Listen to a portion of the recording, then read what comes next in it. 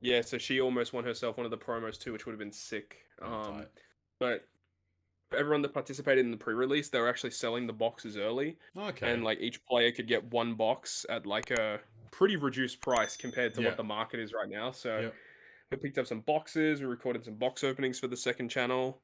So Bro. yeah, everything's pretty good. We picked I, up most of the cards that we need for our decks too, that's which is good. sick.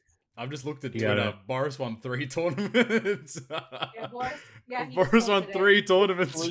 Three. Just it. he's 300 cards. he's won. Jesus. He won 3 tournaments. This guy's a demon.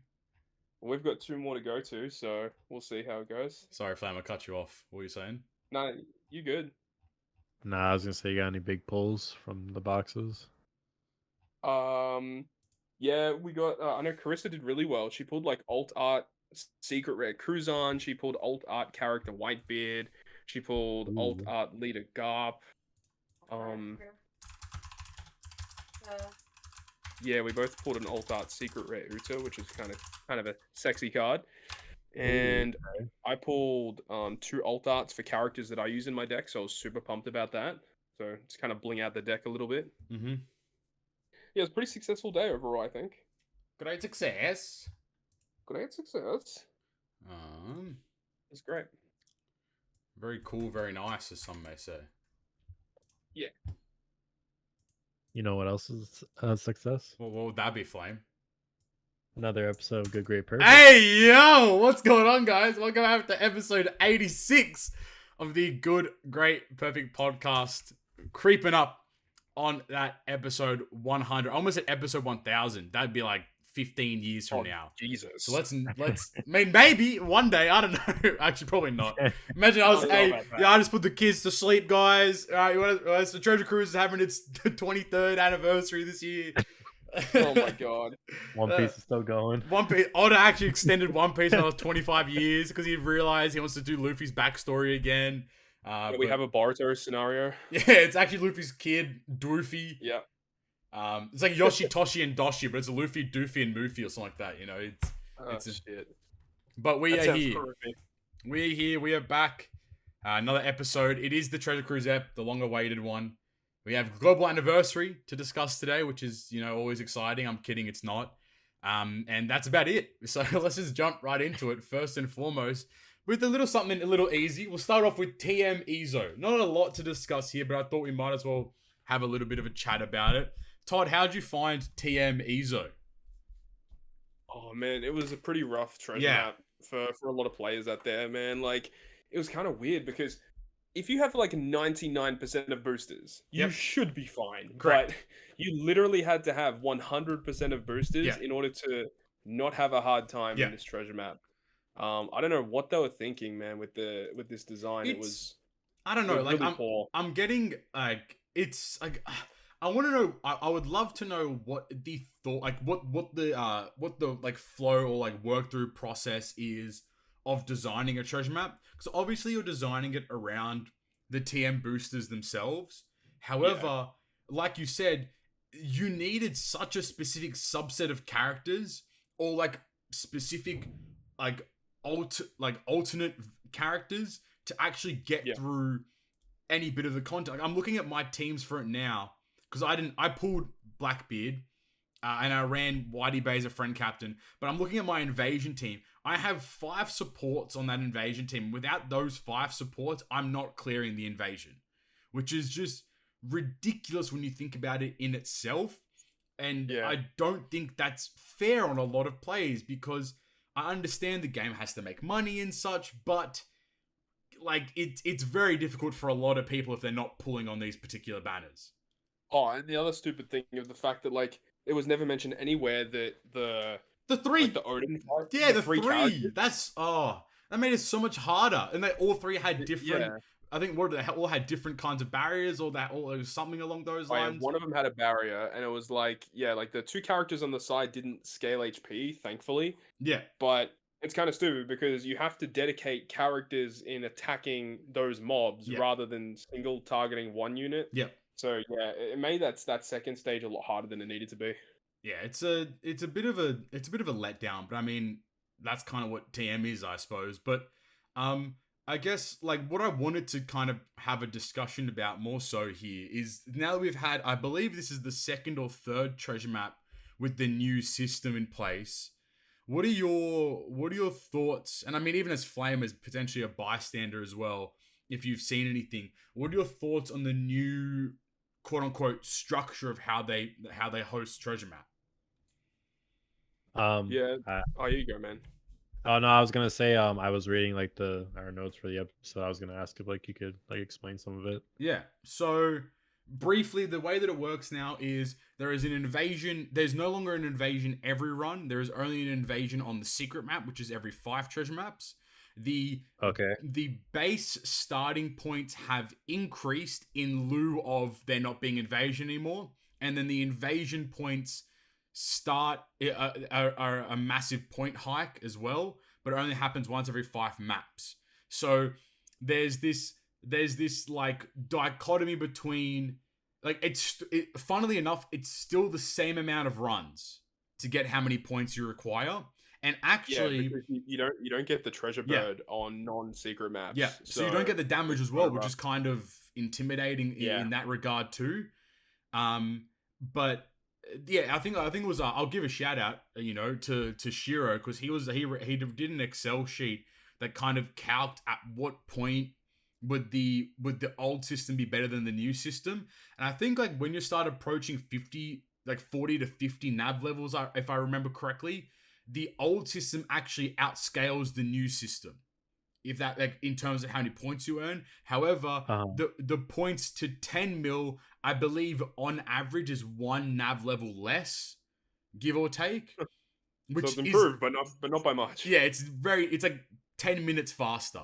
But on the contrary, the fact that you're not versing a invasion every run, your overall your runs become faster in general. So there's this really weird split between it. I don't know.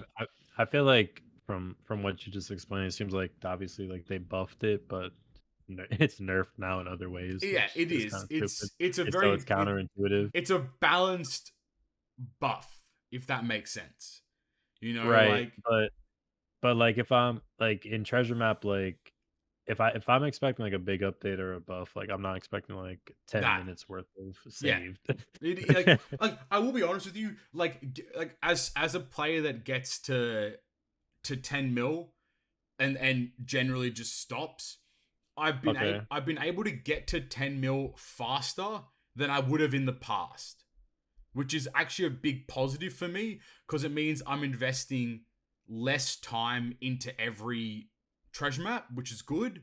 But at the same time, those that are pushing to get higher nav levels and do more runs, well, if you look at it from like a chess perspective, you earn technically 3 less rewards every 4 runs, so you earn like 12 less drops per 5 nav levels, more or less. And that could be drops like blue tickets, or that could even be like potions or materials. So like, and the thing is, the rewards themselves haven't been adjusted to kind of compensate for that. So it's this really weird, like, is it better? I think it's better in terms of the amount of time spent up to 10 mil. And then after that, it's basically the exact same. It's the exact same, just less points overall. I think that's about where I would personally put it as. Yeah, and like it feels faster. Like you get more nav levels done, which I don't know, feels better. Like it's faster to get to the secret maps at least. Yeah. So because there's no mini boss and there's no treasure bird animation or anything. So it is faster to get to the secret maps, which means that you're going to be getting more rainbow chests more often, netting you more of those types of rewards at least. Yeah, I don't know. Like, I guess go. Is there like a noticeable difference between the old system versus the new system, whether you have the boosters or not? I don't know about that. I'm not sure. I don't think so. I think the only big difference is the fact that, like, I guess, like, in a sense, your invasion team is kind of whatever now.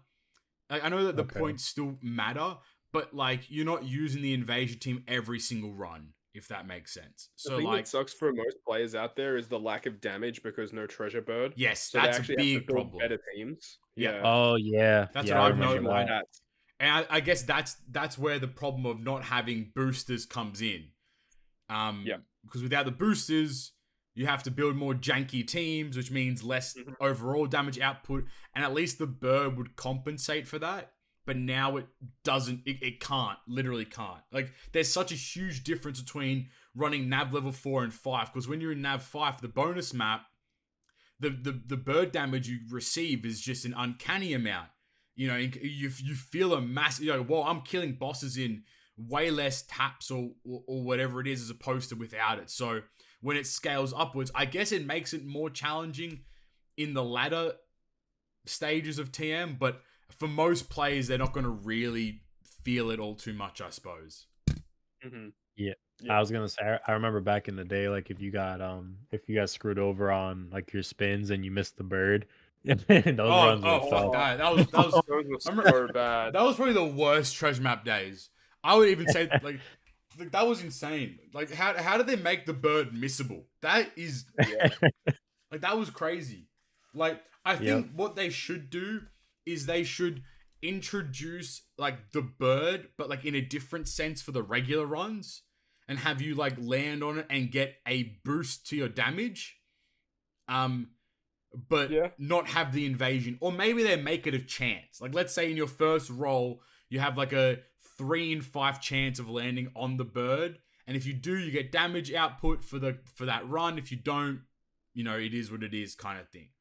I think that they do need to incorporate that. Yeah, they can it make can be like really hard for like beginner-ish players, mid-level players for sure, 100%. without those boosted units. I was gonna say maybe they can make like a secret event tile, and you land on it and the bird comes. I mean, like okay. Do you remember like the TM Big Mom, the Croquembush like random scaling of points? Was it? That's like that those first were Big basically Mom. like those were like treasure birds, weren't they? Yeah, kind of. But I believe that like it was like randomized, not randomized, but it was like one of a few that you could get in terms of how many points you were earning or something like that. I might be wrong. Yeah, exactly. But do you think that they should / could bring that back in some sort of capacity, or what do you think?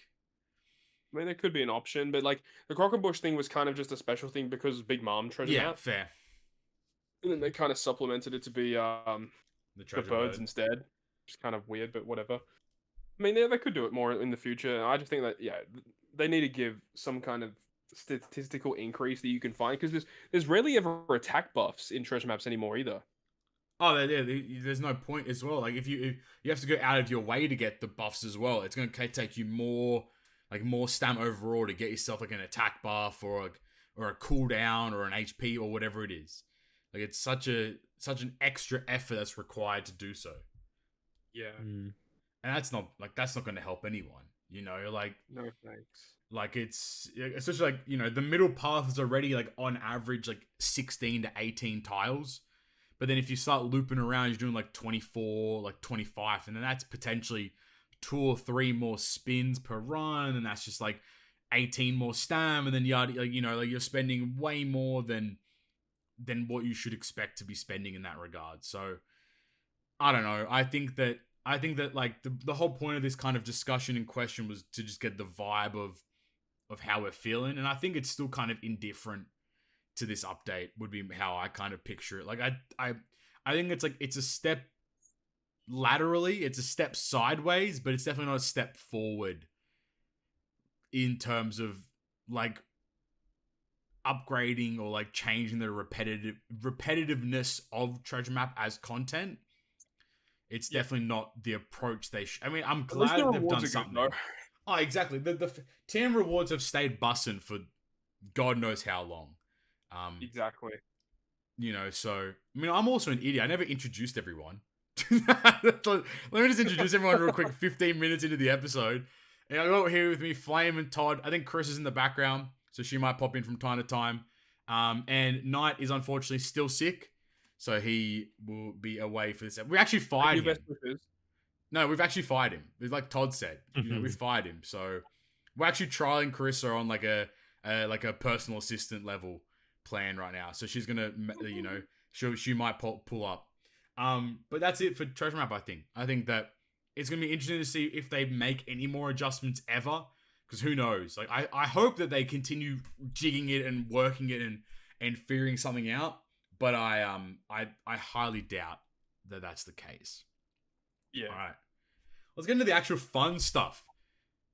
If I had told you back in 2018 that we would be getting a dual unit 6+, would you have believed me?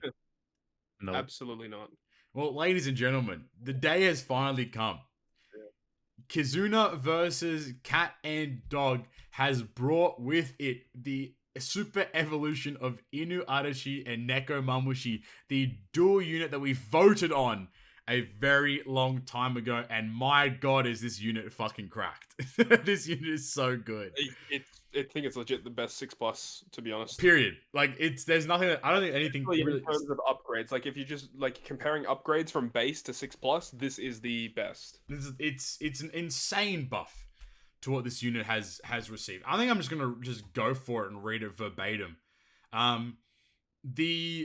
So the captain ability, I'm just going to read the dual form captain ability. So I believe they've become, they become a slasher cerebral, which is kind of interesting because one of them is a slash cerebral, the other one's striker powerhouse, but then they become slash Neko cerebral. gets moved to the wayside. No one cares about Neko. Yeah, hold that, bud.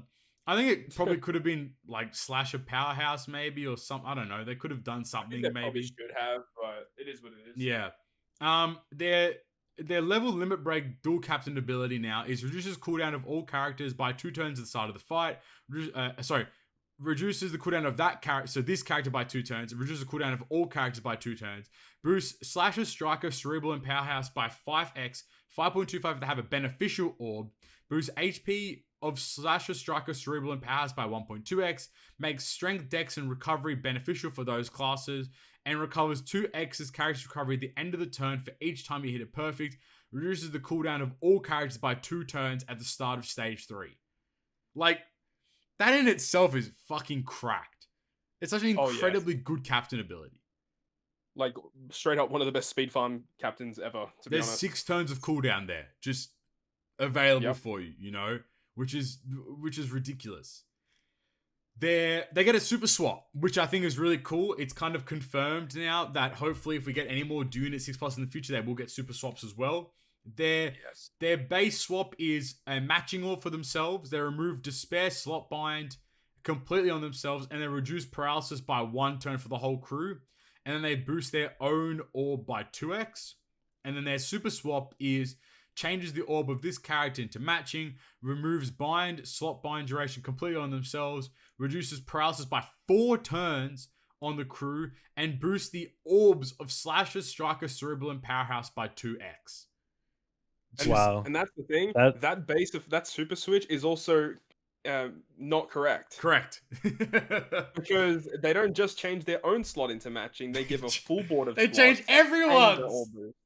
So they give... And the orb boost and the dude, like, what a super swap.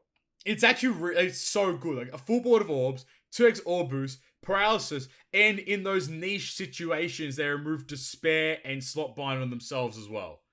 Like it's really good. That's crazy because I remember the original swap wasn't really that good. I remember I used to hate it. So it's that's cracked amazing. now. It's so cracked. How far we've come. Fact. And then their special at level limit break is reduces attack down and chain coefficient reduction by 6 turns, reduces cooldown of Slasher, Striker, Cerebral, and Powerhouse characters by 1 turn, boosts the attack of Slasher, Striker, Cerebral, and Powerhouse characters by 2.25 for 1 turn, boosts the color affinity of those classes by 2.25 for 1 turn, becomes Neko and Inu for 3 turns. If during that turn you hit 2 perfects, boost the orbs of those classes by 2.5 for 1 turn, and then in the following turn. And if your crew has an orb effect already active when the specials launch, boost attack against enemies with defense down by 2x for 3 turns. So yeah. If you use the super switch beforehand, you get 2.25 attack affinity, 2 times orb boost with their super swap, a full board of slots, and a 2 times conditional boost. Yeah, cool. with one unit. Yeah, cool, eh?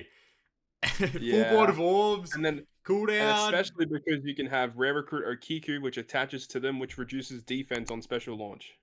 So you can do the self-proc conditional with that unit. Yeah, that's fucked up. That's actually kind of messed up, dude. These units these boys are good. I don't know about is their Rumble kit cracked or is it kind of still? I haven't used it yet in Rumble. Like it could find space on a Cerebral team, but there's a lot of good legends on Cerebral, and I don't think he used it on a Slasher team. They're just kind of okay. HP up buff for Slasher Cerebral for the first 50 seconds, two attack and speed to Slasher Cerebral for the first 50 seconds, attack up to themselves. So I read this level 1 one, but same thing, just a bunch of buffs like that. And then their special is 2.5 to all attack to all enemies in a large forward range. Applies level 7 attack up buff to Slasher Cerebral for 25 seconds and recovers 2x recovery of HP to crew members. I like the fact that they buff both Slasher and Cerebral, and it's not that cringe like Slasher attack HP Cerebral or whatever. That makes them way more versatile in that sense. Mm-hmm. But on the other hand, I don't see them getting a place in any team. And it's hard to squeeze them in. Yeah, and I think it's also a shame they didn't get a GP abilities. True. Like, that's kind of an upsetting part. Like, I felt like if you're going to super evolve the unit, especially since it's like the first dual unit being super evolved, you know, you'd ideally want them to have a GP ability. But nonetheless, this unit is freaking amazing. Like, actually so good. Like, I would agree. I don't think there is a 6+ that actually comes close to this unit. I mean, there's a few, but like, yeah, this is like unheard of, really. I just hope that like what this means is that like more like it's not going to be like we're going to get this 6+ and then wait like another 7 or 8 months to get the next 6+ dual unit. It's like I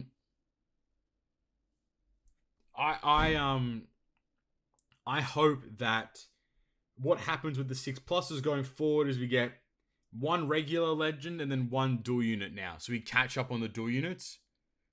Yeah, that's true. They release way more legends than we get 6+. So yeah, I do agree. They do need to speed up the amount of super evolutions we get per month, which they have been doing over the past couple months, but they need to continue it. Do you think that they should start just pumping out the super evolution 6+? Sorry, now the super Sugo 6+s as well, or do you think they should only be saved for like big important events or whatever? Yeah, I think they should probably only save it for like big events. I mean, look, we're relatively close to the anniversary in May. I do expect probably another super evolution, a super Sugo unit to get a super Evo. Correct. Yeah.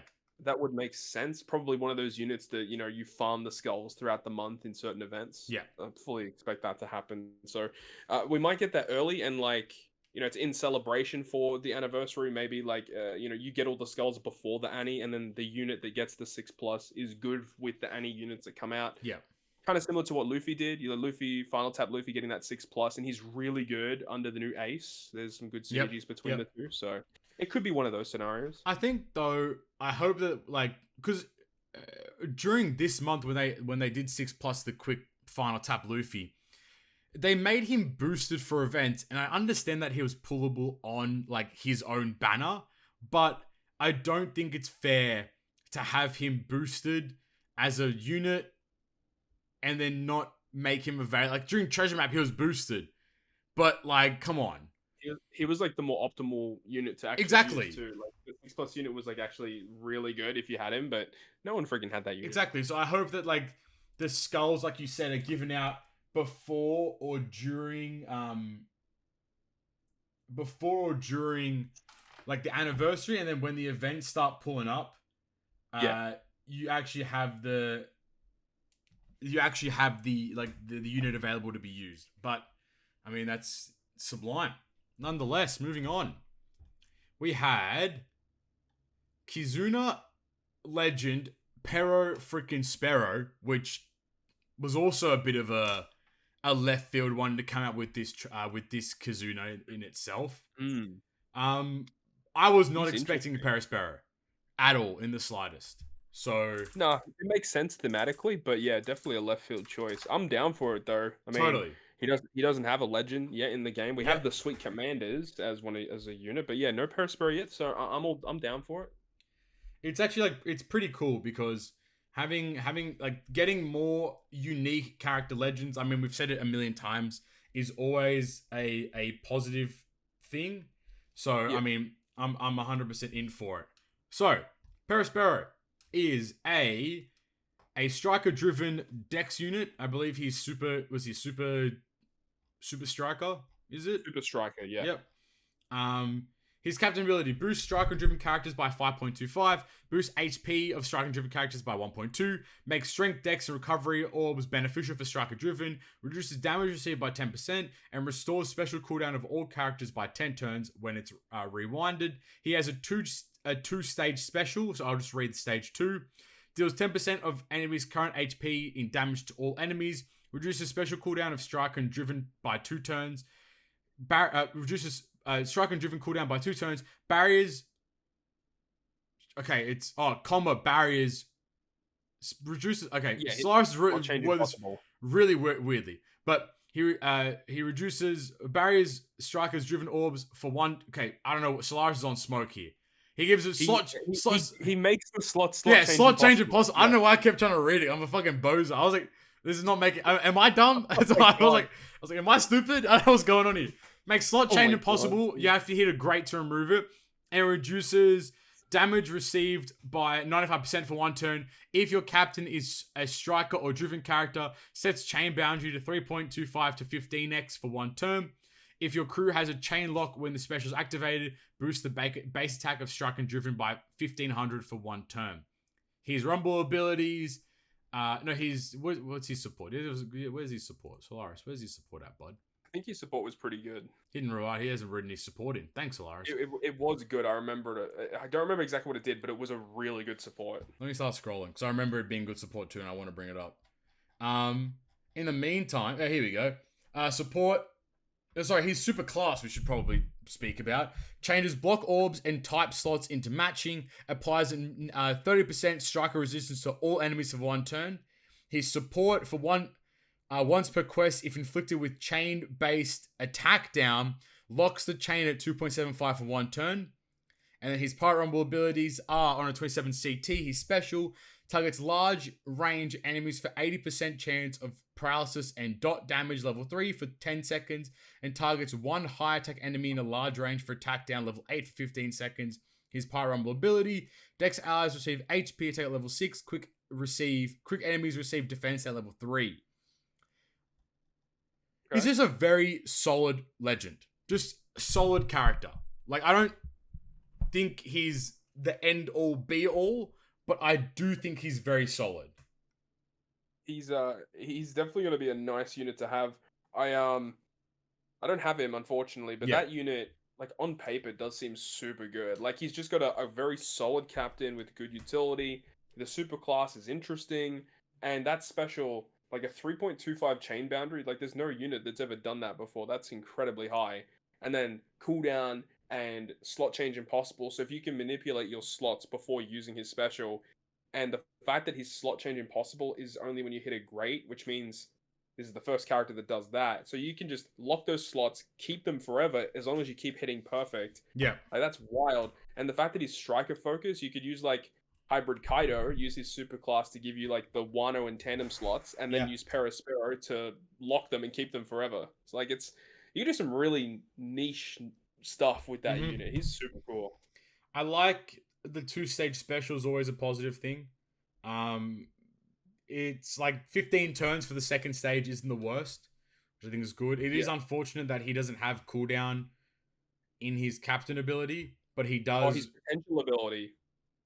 Oh, does his potential ability gives him cooldown. Oh, he does have the potential ability. Nice. 10 turns. Sorry, what is it? 6 turns at the start of the quest. So basically, you're able to launch stage 1 immediately, or like it's after kind of like turn. one play where like it doesn't fully charge him, but it gives him enough to like you can use him on a super boss. Yeah, 100%. That's actually really good. I think there's really cool stuff there with his overall kit. What's this barrier If thing? What barrier thing? I swear, like during the Kizuna, wasn't it like I was able to remove the barrier because there was like an interrupt and then the barrier got Yeah, removed. correct. Yeah, the way that that worked is that if you did a health cut special against the enemy, Oh, they would okay. interrupt, which would remove the barrier, kind of similar to using Love effect on that Sanji mini boss during the Right. Kizuna Boa. So they Yeah. might start doing that because that's twice they've done a Kizuna Legend, and then there's a gimmick that the Kizuna Legend can do that Right. the enemy can interrupt to give you a beneficial effect. So that might be something moving forward. Okay, that's cool then. I like that. No, I like his special. I think again, like I don't know. I feel like there's a lot of the initial value of base attack boosts has kind of disappeared a little bit. Maybe that's just me, but 1500 doesn't seem it's a lot, but like it also doesn't Seems like seem like everyone does enough. base attack. Yeah, that's what I mean. Now that everyone is, it's not cool anymore. Like Yeah. you're not cool for having base attack boost anymore. Like, everyone's got it now. Man, tips to Pappy over here. I remember when base attack boost used to be cool. That's what I'm saying, bro. When everyone was harping on V3 Lucci, and I was like, nah, man, that's the wave. He's the goat. He's so strong. Yeah. The only other thing is his Rumble kit doesn't seem that bad. I think his ability is fucking cracked. His Rumble ability is really good. The thing is, though, his dex is already so good that I don't think you're ever gonna it's use way him. too stacked to get him in there. But I just think like the level 3 defense down on quick is really good, and the HP and attack up is fucking incredible as well. The specials kind of whatever versus Yamato. Yeah. No GP burst, which is kind of cringe. But no, it's a solid legend. But again, I don't know. It's not.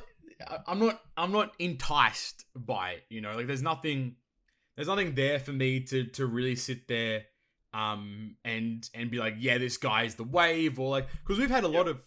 I think the last two Kizuna, like Boa and Pera. I mean, they're the last two Kizuna legends we've had since X Drake, right? So, neither of them have really like enticed me that much. I like that they've at least like these two Kizuna legends they have brought out have actually been kind of unique. Yes, what they do. 100%. That's cool. So like, yeah, you can pull for them if you want, but like you don't need them. But if you get them, then you can do some pretty cool stuff with them. Yeah, I agree with you 100%. Like, again, it's like it'd be interesting to see like where Perospero's benefit comes into the game, like 3 or 4 months down the track, because that's always how you can tell a character's values. A couple months after they've released is where 100%. You can determine their value. So I think it's going to be interesting to see where his value is going to sit at that particular point. But I think I agree. That's that. Scores. What are we blood doing? Scores. What do you guys think for Perospero out of 10? I'd give him an 8.7. I think I'm a solid 8. I think it's just a very strong legend. Solid 8. I'm at 8 too. Yeah. I think I'd need to see him used. I think it'd be really cool that actually that idea of the hybrid Kaido combo seems like really good. So I'd be interested to see how that would play out with hybrid Kaido. Actually, in all honesty, Carissa rates Perospero 8.5. Well done, Carissa. Ooh, so we've got a nice little average of like 8.4. Ooh, Knight would probably said like some weird shit. I don't know, like I'm hard from the candy or something like that. Oh anyway, my god, someone's got to do it when he's not around, right? Someone has to be that guy. One thing I want to like quickly touch on before we disappear from Kizuna is the quote-unquote ticket bug has been addressed now. They paused the Kizuna ticket spending for everyone, and then they went and updated and supposedly fixed the problem, and then they deducted the amount of tickets spent from everyone that had been spending those exceeding amount of tickets. So a lot of the people that had spent those tickets had gone to zero, which is fair enough. The other thing that they did was they have now introduced the capability of your Kizuna tickets will display as 99,999, but they can exceed that number. That's how the new system's going to work now. So just how it should have worked from day one. You know, like that's how it should have been from the very start. And I think that was kind of, it's funny how they turned a bug into a feature. I do find that very very hilarious in itself. But it's, I don't know. I think Game Freak put it best in the sense that, like, it's not the fact that these players got exceedingly large amounts of rewards. It's the fact that Bandai took so long to action something on the issue. I think is the problem that occurred. So long. It was so dumb, dude. Like, they but took no, a long it didn't time. take them long to fix the treasure map error where the special reverse thing That with was like Nami. microseconds. Like, literally, bang, it was done. It was in there. They fixed it. Oh my god. But so dumb. But yeah, the fact that they took, I think it was like 5 days or a week to update it. And like, if you're spamming tickets, and mind you, people were probably using auto clickers, which I would have done if I was in that situation as well. You're easily using way above millions. So for them to deduct 100,000 and not let them spend anymore is like, oh, woe is me. I can't spend another 100,000 tickets even though I have all the tablets in the world that I'll ever need, right? Yeah. So yeah, it's that was the problem. I think Game Freak put it best. It's the problem that they didn't action it fast enough, which is what's created the air gap. Anyway, thought it would be important to at least bring light to that because that has updated, and in turn, that's now a new Kizuna feature. So, I mean, it's pretty cool, I suppose, that we can now earn more than 100,000 tickets, but you know, you do have to hustle to get to those numbers regardless. But I think it is good for those higher alliances that are doing over 100,000 tickets a Kizuna. They can heavily benefit from that either way. Gentlemen and Carissa. Yes. Global anniversary. Whoa. Whoopee. Global anniversary. Oh my days. What a laughing stock that is. So we are here with the global anniversary. It has commenced. It is well on its way, bringing about two legends for the time being, and most, if not likely, a third legend as well. We did get a Twitter teaser that I thought was really unique. And I think I love it. There's so much to it. Like, it's such a cool teaser to actually put in. Like, they're never difficult, but it's just kind of cool that, like, oh, now we know what's coming. I wonder what these units are going to do. And you know, it spells out ASL, aka age, sex, location, aka a Sabo Luffy. I think that, you know, I think that the way that these characters are released are really cool. I do love the fact that they're doing these Twitter teasers. But these are our anniversary legends. Anni exclusive Luffy, Kid Luffy at that, and Anni exclusive Ace. Whoa. Super Tandem Ace. Oh, sorry, my bad. Super Tandem Ace. Without Masked Deuce. Where's my man Masked Deuce at? He just... Dude, I'm so happy that they have brought about these, like, unique characters in One Piece and have put them in the game. Like, I think that's so tight. I'm so happy that we have these rare recruits because they're so fucking cool. But 2 new legends. Who should we start with? Probably Ace. Yeah. I think we'll start with Legend Space, aka Legend Ace. So, Legend Ace. He is a shooter free spirit Donnie. He is, I believe it's a super type Psi. Yep. I'm just going to read him from this. Oh, please load. Okay. It's easier to read him from the game itself, for sure. Super type Psi. His captain ability reduces crew's special charge time by 2 turns at the start of the quest, boosts Psi and quick characters HP by 1.35 and attack by 5x, and makes their quick Psi and tandem slots have matching slot effects. If there is a quick character on the crew, boosts Psi and quick characters attack by 5.25 and adds 0.3 to the minimum chain multiplier value. This effect can be stacked. He's special. Reduces all enemies' HP by 10%, changes top and bottom row slots, including block into tandem, into tandem slots, boosts the chain multiplier by 1.5 plus for 3 turns, and carries over 20% of the final chain multiplier of this turn to the next turn. Was that a baby crying just then? Jeez, Crow's having children. That was Grayson. I thought it was a child crying. I was like, Todd, did you tell he got something to announce, mate? If the crew has a chain multiplier boost, except multiplicative boost when the special is launched, boost Psy, quick and shooter characters base attack by 1250 for 3 turns. I think we'll stop there. So we'll start with just that. Captain and special. Mm-hmm. Okay. I like he's a speed farm captain. That's cool. He is a quick boy, even though he's a side character. Odd. It's a pretty, actually it's not that straightforward, but it's very solid. Like, the kit is just very strong. It's just a solid kit. Yeah. That's about it. It is strange though with the way that he's kind of built. I mean, especially with his Super Tan, which we'll get to in a moment, and like his special does it as well, where they all boost shooter, but his captain doesn't boost shooter. He's like so hyper focused on quick and Psy, which can be a bad thing. We've seen that before. There have been units that have done that before, right? Yeah, there have been. It's just kind of annoying though, because it just means like you are kind of like shoehorned into only using him against certain bosses. Yeah. Because of color. Yeah. So that's kind of annoying. Yeah. I think like if it was quick Psy and shooter, yeah, it'd be insane. Like way better. It should have been. The specials, like we have a new unique mechanic of the chain carryover, which I think is really cool. So a minimum of 0.2 and a maximum of 2x of your chain multiplier. Not a big difference, but it's neat, I guess. I guess like if you stack it with chain multiplicative and chain buff and captain chain buffs and chain boundary, and then the new final tap chain shenanigans thing as well.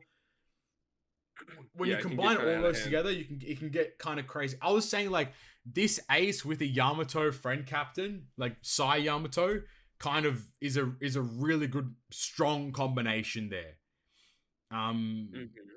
But I mean, and then again, you have the base attack boost. At least it's for 3 turns. I think that's really good. And the additional chain multiplier for 3 turns is actually really good as well. Yeah. Damage dealing special, so you can get more support. The only weird thing is that the top and bottom row of is tandem orbs. I don't like that. Yeah, I mean, they might as well just gone all the way. Just give us a full board of tandem, right? Like it makes no sense. Like I think it was like I was watching a stump video, aka fuck that guy, and he was like bringing up the idea that like it doesn't make any sense at all. And I kind of like thought about it for a bit, and I'm like, yeah, I actually 100% agree. It really doesn't make any sense whatsoever. There is a slight like reason, like it's not really a reasoning as to why they did it, but yeah. The reasoning as to why it doesn't matter that much is because he's a chain focused unit, and Correct. the first 2 units in your chain are not going to be hitting for absurdly high damage. Yeah. So it's not the end of the world for sure, but it's just like 4 out of the 6, you might as well have just done a full board, right? Like yeah, I guess you can argue that like one of the rare recruits makes all colored orbs beneficial. Which technically it's only strength, dex, and int slots. Sorry, okay. Well then, therefore everything. Ace is the captain to make them all beneficial. You're 100% right. So I guess that covers it, but at the same time, it's like I don't like it either. Yeah, I mean the rare recruits are not bad. They've got good utility effects. Actually, I suppose. 3-turn attack, 3-turn color affinity on each of the one and the other. Remove defensive effects and bind threshold and all that kind of stuff. Like they're actually really good rare recruits overall. I'm actually quite impressed. Yeah. All right, moving forward with Mr. Ace. So his super type requires him to be the captain and any of the following. So like Luffy, Sabo, Garp, Dadan, Markano, and Yamato, and then his crew. I love that Dadan's there. I'm like, give us like a fucking Legend Dadan at this point for like Mother's Day or something like that. Like I'm down, And then his super special is reduces burn by 6 turns, boosts the attack of all characters by 1.75 for 1 turn, allowing override, and reduces enemies' Psy resistance by 20% for 1 turn, and then reduces quick resistance by 40% for 1 turn, and then transforms all Psy to Super Psy. Very good. Yeah, actually, like really good. Overrideable attack boost is so good. That's busted. I think the overrideable abilities are actually cracked. And that's the reason why Final Tap Luffy works so well with him. Because of Final Tap Luffy 6 Plus, where he gives you a big attack boost, but if you've already got an attack boost, you get the orb boost instead. Yep. And as we know with Ray Gaban and Roger, it's in the same scenario. So when you use Luffy special, when you've used Ace's superclass to get the overrideable attack boost, you will still get Luffy's 3 times attack boost and then his whatever multiply orb boost on one activation. It's really freaking good. I agree. I love it. And I think like the resistances are a bit weird. Like 20% Psi, 40% quick. I guess that's also for Luffy, maybe. But like I can kind of understand it because it's like, you know, he gets super type Psi, so the Psi units already get like inherent color affinity from that. So I can get it, but it only works when you're against a Psi enemy anyway, which is like kind of whatever. Yeah. Yeah, it's just weird. I mean, again, fuck Stump, Super Shanks. Just saying. Gets that. try to use Ace with this Super Shanks guy. 40% quick resistance. Think about that. Yeah, like that's a lot of fucking damage output. It's extra 0.4% 0.4x damage, which is actually a lot. Damn, that's actually kind of big brain. There you go, Stump. That's a free one for you, bud.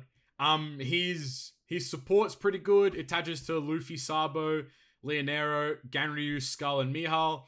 And on the final, so when they use their special, it adds 0.7 to the chain, which I think is really good. Yeah. And his Rumble Kit, his Super Tandem. Jesus Christ, that's what we're here for. So his Super Tandem at level 5 is any one of the following. So it's like the same units in his Super Special, but it boosts the tandem attack of Quick and Psi. And Quick Psi, see, this is the weird part. The tandem attack of Quick, Psi, and Shooter characters by 1.5x for one turn, and then boost the chain growth rate by 1.5 on activation. I don't like this flip-flopping between Quick, Psi, and Shooter, and just Psi and Quick and Psi. Like, make it concise and consistent. But I think it's a very good super type. Super tandem. It's really good when you think about how Ace is supposed to be used with chain focused units. Yeah. And the fact that he gives a 1.5 chain multiplicative buff that does stack on top of any other chain effect that you have. And then you also get like a 1.5 attack boost as well. But the fact that it only requires one other unit. So the fact that, you know, it gives a chain buff, but you only need to tap with 2 units to trigger it. Yeah. So you get the chain buff super early. Yeah. And if you stack that with all of your other chain buffs, it just ultimately makes your chain better, which is the focus of the unit. While yes, it's only a 1.5 attack boost for a super tandem, which is very low at level 5. You got to think about the chain mechanic, which is the main reason. Yeah, 100%. Why you use it. And the fact that the super tandem can be activated on any stage and not just the final stage is kind of big. Yeah, agreed. Very, very good. I think you were mentioning it that like he's gonna have a lot of value come super boss time. He's if you have yours at level 5, oh man, it's gonna be so good on super boss. Very valuable there. And then finally, his Rumble Kit at level 5, his Rumble ability is level 6 attack and defense up buff to shooters. For the first 5 times his character takes damage, apply a level 1 attack up buff to self. And his Rumble Special at a 32 CT, inflicts level 7 defense down buff to all enemies in a medium radial range for 15 seconds, inflicts level 5 attack down buff to shooter characters for 30 seconds, deals 3x characters attack in damage to all enemies in a large sideways range. That's weird. That debuff to shooter characters for 30 seconds. No. That's wrong. He okay, buffs shooter characters. Okay, because Solaris has written attack down debuff, which makes no sense. No. Okay. He gives attack buff to shooters, and then he does defense down to all enemies. Okay, good. I was like, you heard me pause and I was reading that. I was like, wait a minute. Yeah, I had to double take. I'm like, did you just say? Did I say attack down buff to shooters? Like that's kind of backwards, right? No, okay. I was like, this guy's kind of booky. No, in that case, he's fucking cracked. He's very strong. He's very good. That's like shooters needed more damage dealing units, so they really got a good unit there.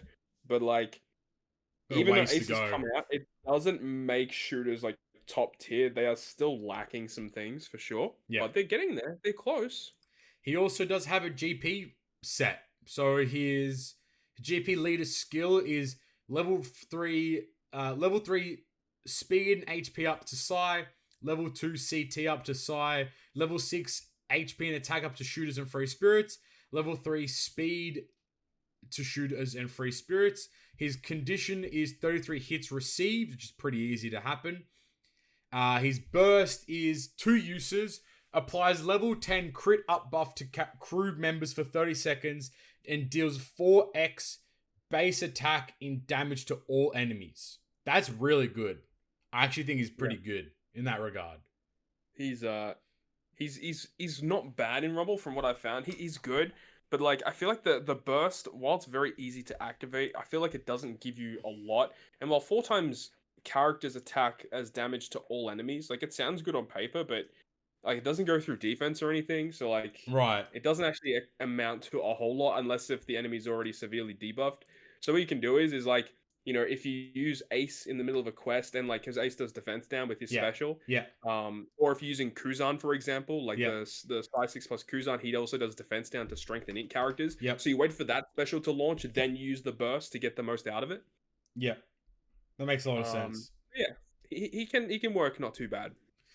All right then. Overall, what's the vibe? I think he's a lot of fun. He's a really fun legend for sure. Okay, remember when you're giving your score or whatever, he is Anni exclusive. Yes. Do you think that he warrants being Anni exclusive? What do you think, Flame?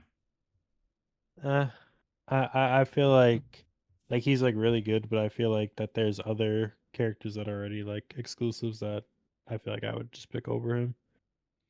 I agree. That's I think me personally. I don't know. I just think that like I think he's cracked. I'm very happy with the unit overall, but I just don't think he's an Anni. I don't know. I mean, like, but then again, though, you have units like Zoro and K-Dad who are Anni exclusive. Like, is he better Zoro, than them? Zoro's the weird one. I think Zoro is the worst of like the Anni exclusive units, to be honest. But like sometimes in Super Boss, he's like kind of clutch, to be honest. Correct. And I mean, waifus are just goated. And again, we're all talking about this without the Super Boss even coming out yet. So Ace, when we use him in Super Boss, we might actually really enjoy him. Yeah, that's 100%. You're 100% right. That's actually a really good assessment. We'll have to wait and see. Yeah. But yeah, not a lot of people have really pulled either, or people that like got really unlucky, unfortunately. But I know that a lot of people are really waiting to see what the May anniversary, because the time between like the end of February and like the start of May is a really short window. Yeah. So not a lot of people are willing to, you know, go the miles to actually pull for these units, which I completely get. Because May 12th, you know, will be JP Anni, which will be our Anni. So like that's very soon when you put it into perspective. Like it's just over 2 months away. So like it's very soon when we're going to be getting ideally some fucking heavy hitters of units themselves. So I mean, if we just compare last year, you know, last year was what, Super Tandem Luffy, Super Tandem Kaido, yeah, Ace Yamato. That's still fucked up when you think about it. Like those units are fucked. They're so good. They're still so amazing. You know, so it's interesting. But I guess without further ado, what are our scores? I think Ace for me, Ace is like a solid 9. Solid 9 out of 10. I was thinking about a 9 as well. 9 as well? 9 as well from Flame? Yep. What about you, Carissa? What are you ranking in it? I think you ran a 4 because I haven't pulled him yet. That's crazy. It brings the average down to like 7. That's insane. I mean, that means to say Inu and Neko is better than him. That's insane. All right. No, he's good. He's good. He's good. That's I it. hate that he's in it. End of story. He's good. That's it. Full stop. Wrap it up. Print it. All right. Now who we're here for. The creme de la creme. Monkey D. Luffy. The end of the boy's dream. First and foremost, art and ink are fucked. They're the best in the game. I don't think anything comes close with the quality of art and design of this unit. It is incredible. Would have to agree with you on that one. Yeah, special animation is fucking amazing as well. Yeah, 100%. Oh, yeah, in the animation, Jesus. They went all out for this unit, and it makes sense. Well, I don't know if you've read this unit, Flame, but there's a lot to it. So sit yourselves in. I'm gonna have to couple deep breaths because this one's a bit of a doozy of a captain ability. Ready? Alrighty. Captain ability. Boost the crew's attack by 4.75 and HP by 1.3. Makes recovery and tandem slots have matching slot effects. Boost the effect of the captain ability based on the accumulated values earned from past turns and defeated enemies. +2 per past turn, +1 per defeated enemy. Accumulated value from 10 to 19. Boost the crew's attack by 5x and HP by 1.3. Makes recovery in tandem beneficial. Allows crew to obtain recovery slots with perfect tabs and reduces damage taken by 10%. Accumulated value 20 to 29. Boost the crew's attack by 5.25, HP by 1.3, reduces crew's bind duration by 10 turns, makes their recovery and tandem slots beneficial, allows crew to obtain recovery slots with perfect taps, and reduces damage taken by 15%. Accumulated value 30 or more. Boosts crew's attack by 5.5x and HP by 1.3, reduces crew's paralysis and bind duration by 10 turns, makes recovery and tandem slots have matching slot effects, allows crew to obtain recovery slots with perfects, and reduces damage taken by 20%. He's special.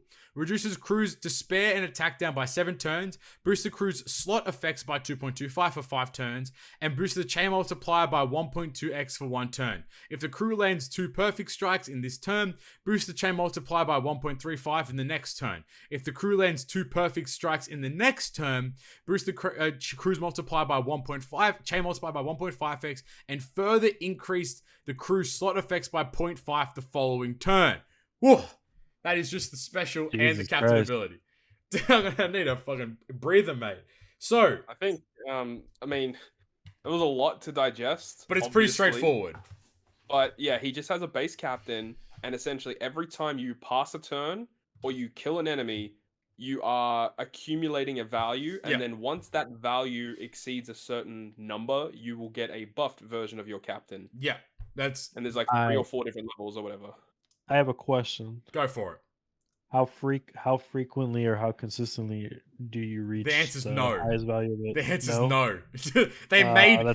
they made Blitz, like this Blitz is going on right now, 7 turns, 7 stages, just so you get to his maxed out captain ability. Oh yeah, man.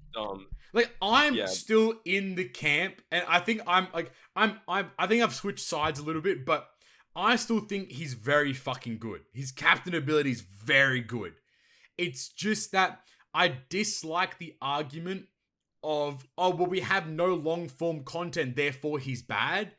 I still think he's incredibly good, and you will be able to benefit from at least stage 1 and maybe stage 2 of his captain ability. But I agree, very rarely will you achieve stage 3 of his captain ability.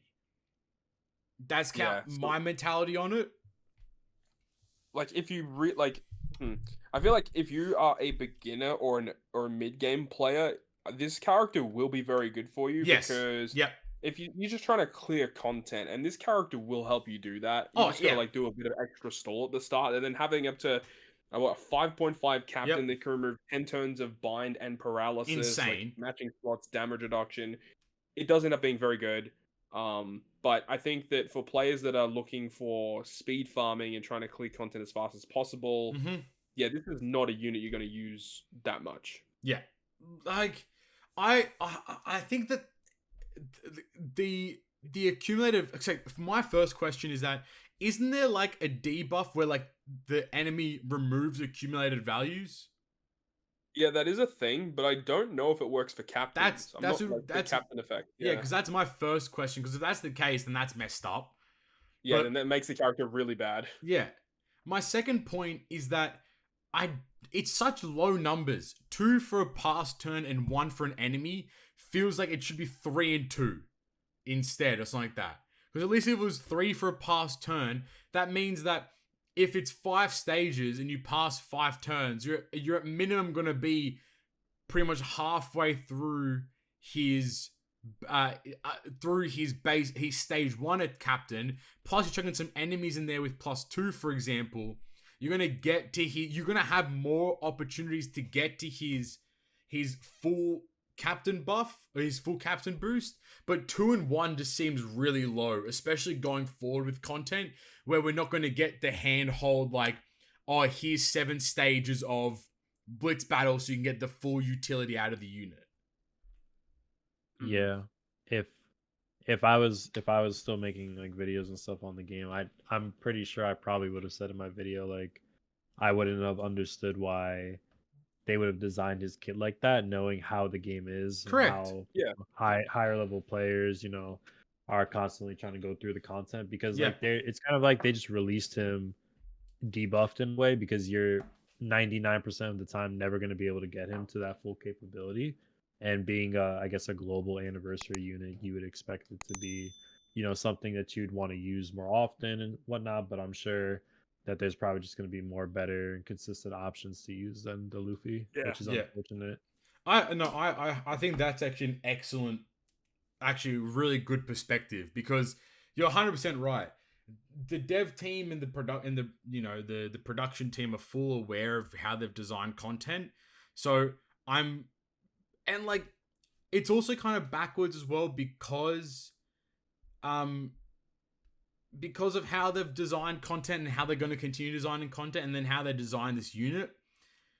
It just doesn't add up. Like obviously every legend when they come out gets the opportunity to shine because the content that comes out around them is made for them. But it'll be interesting to see how this Luffy fares going forward.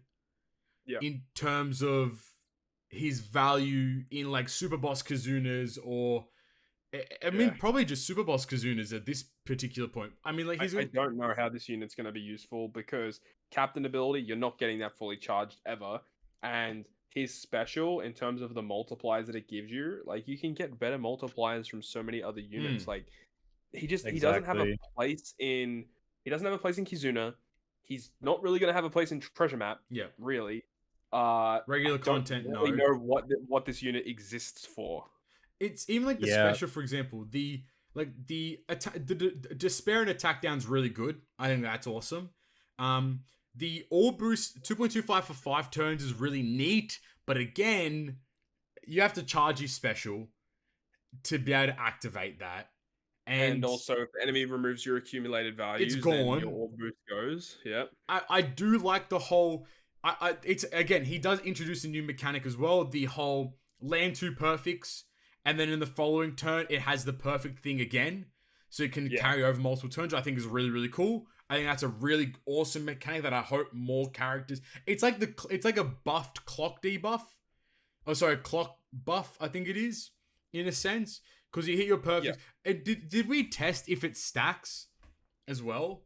Like the perfect to like can you put like a hit perfect special and then use like the first element of this unit special? So like you can I haven't tested that actually. That's a good point because they are different buffs. Yeah, so technically there'd be different icons and different buffs, so maybe that also stacks too. But then again, I do agree that you have to charge your special. So at what point are you using a 2.25x or boost for 5 turns that's going to benefit you in the first place? And then also the fact that the chain multiplier, the slot effect buff isn't based upon if you already have an orb boost active. It's based upon hitting those perfects over 2 turns. So you can't actually get the 2.75 orb boost unless it's over like 2 stages or whatever it is, which is still kind of I guess questionable. In a Super Boss Kizuna, you could get it. You just have to deactivate it turn 1. Yes. But like a 2.75 orb boost, there's a lot of other units you can use that give you a much higher orb boost. I guess, but you could use this plus getting the chain multiplicative buff, I suppose. Because that's the whole reason why you want to use it early, because then you get the big orb boost, you get chain multiplier buff, which you can stack with chain addition, and so it can work for sure, but it's just I feel like there's just better ways to go about Super Boss. It's the captain ability that I think is the worst part, because I think like thinking about Kizuna in a sense, right? You have. You could pop this unit on stage 1, have a 2.25x orb boost, hit your 2 perfects, carry over in stage 2, have a 1.35, hit your perfects, and then on the final stage you have a 2.75x orb boost and a 1.5x chain multiplier, which I think is pretty good. But at the same time, I could just bring a unit that does that. Like I mean, I could just bring Nami. And then get Nami's the wave. get so much more out of Nami as opposed to like, let me be meticulous and use this unit and then blah blah blah blah blah. Like, I think that this unit suffers from Legend Germa Sanji effect, where Sanji, like, captain ability or whatever it was, gave you this like an orb boost at the start of the quest, and everyone was like, oh, that's sick, it's going to be super helpful. But then people didn't realize that it actually wasn't that beneficial in the long run. So I'm interested to see how content fares for this unit, or if content even gets designed around this unit's abilities.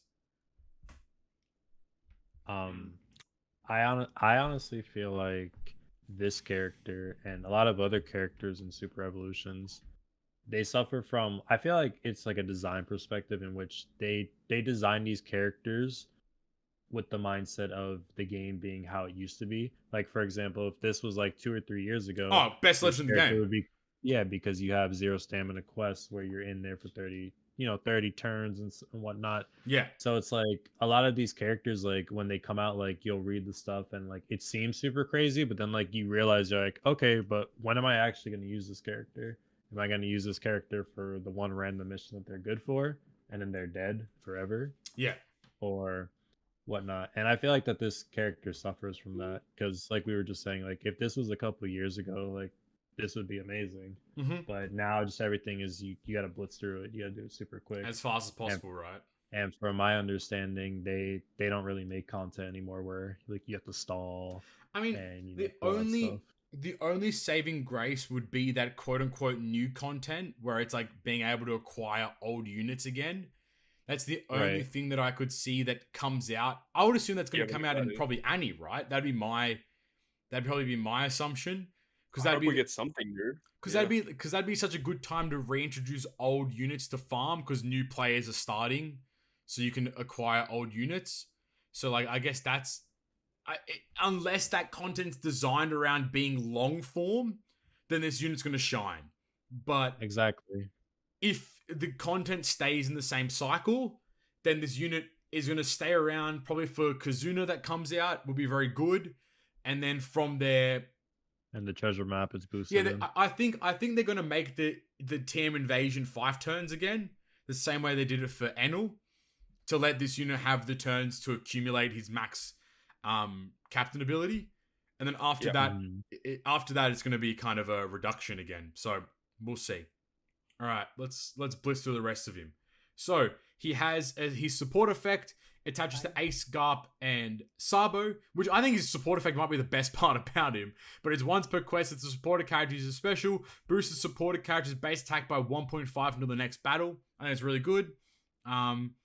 He has final tap as well, which I think is really interesting. But his final tap isn't restricted to the final stage. It can be used in any stage. And his final tap is further boost the chain multiplier of the final tap by 1.75x. So it's just another chain multiplier boosting shenanigans. Sorry, I didn't mention he is a super class fighter, is he? Or is he? No, he's free spirit. Free spirit, yeah. And that requires Ace, Sabo, Garb, Shanks, Makino, or Dadan, or after 10 turns. And his super class special reduces crew's special charge time by 2 turns, extends the duration of crew's lock chain multiplier and chain multiplier boost, except multiplicative boost by 2 turns, and then free spirit to super free spirit. That's interesting, but again, like, I don't know how valuable that's going to really be in the long haul. Yeah. I mean, like, the -2 cooldown's kind of nice. You can use it if you have to do a special reverse, I suppose. Yeah, that's totally right. But that's about it. Super class free spirit, I guess, is kind of cool. Like, free spirit's one of the best classes, and giving them additional stats is always cool. Yes, 100%.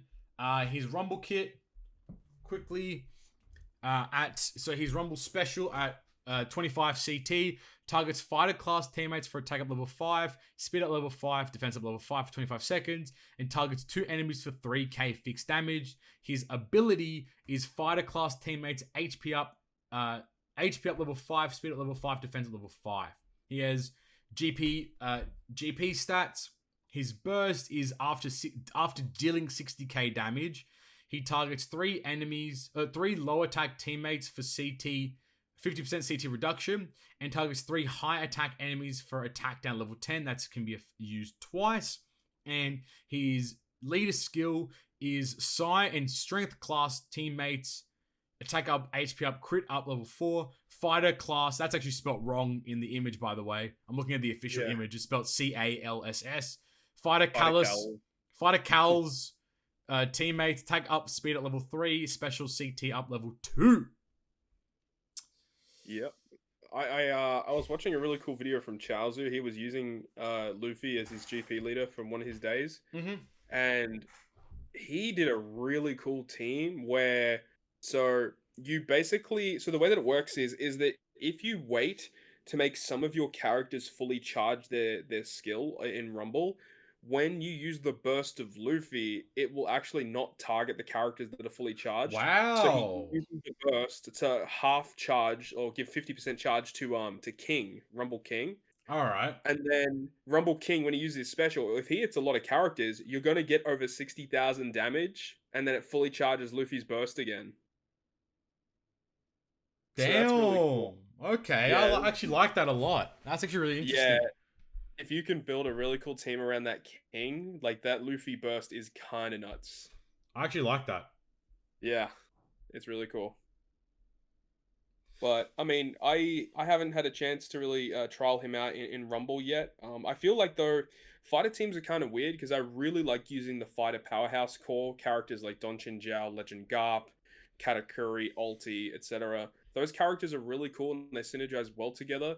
The fact that Luffy is not powerhouse means you have to run just the mono fighter engine, which means you have to drop characters like Who's Who. Yep. And like even like 6+ Sai Katakuri, he doesn't give full boosts unless if you have one of the other supplementary classes, which is not Free Spirit.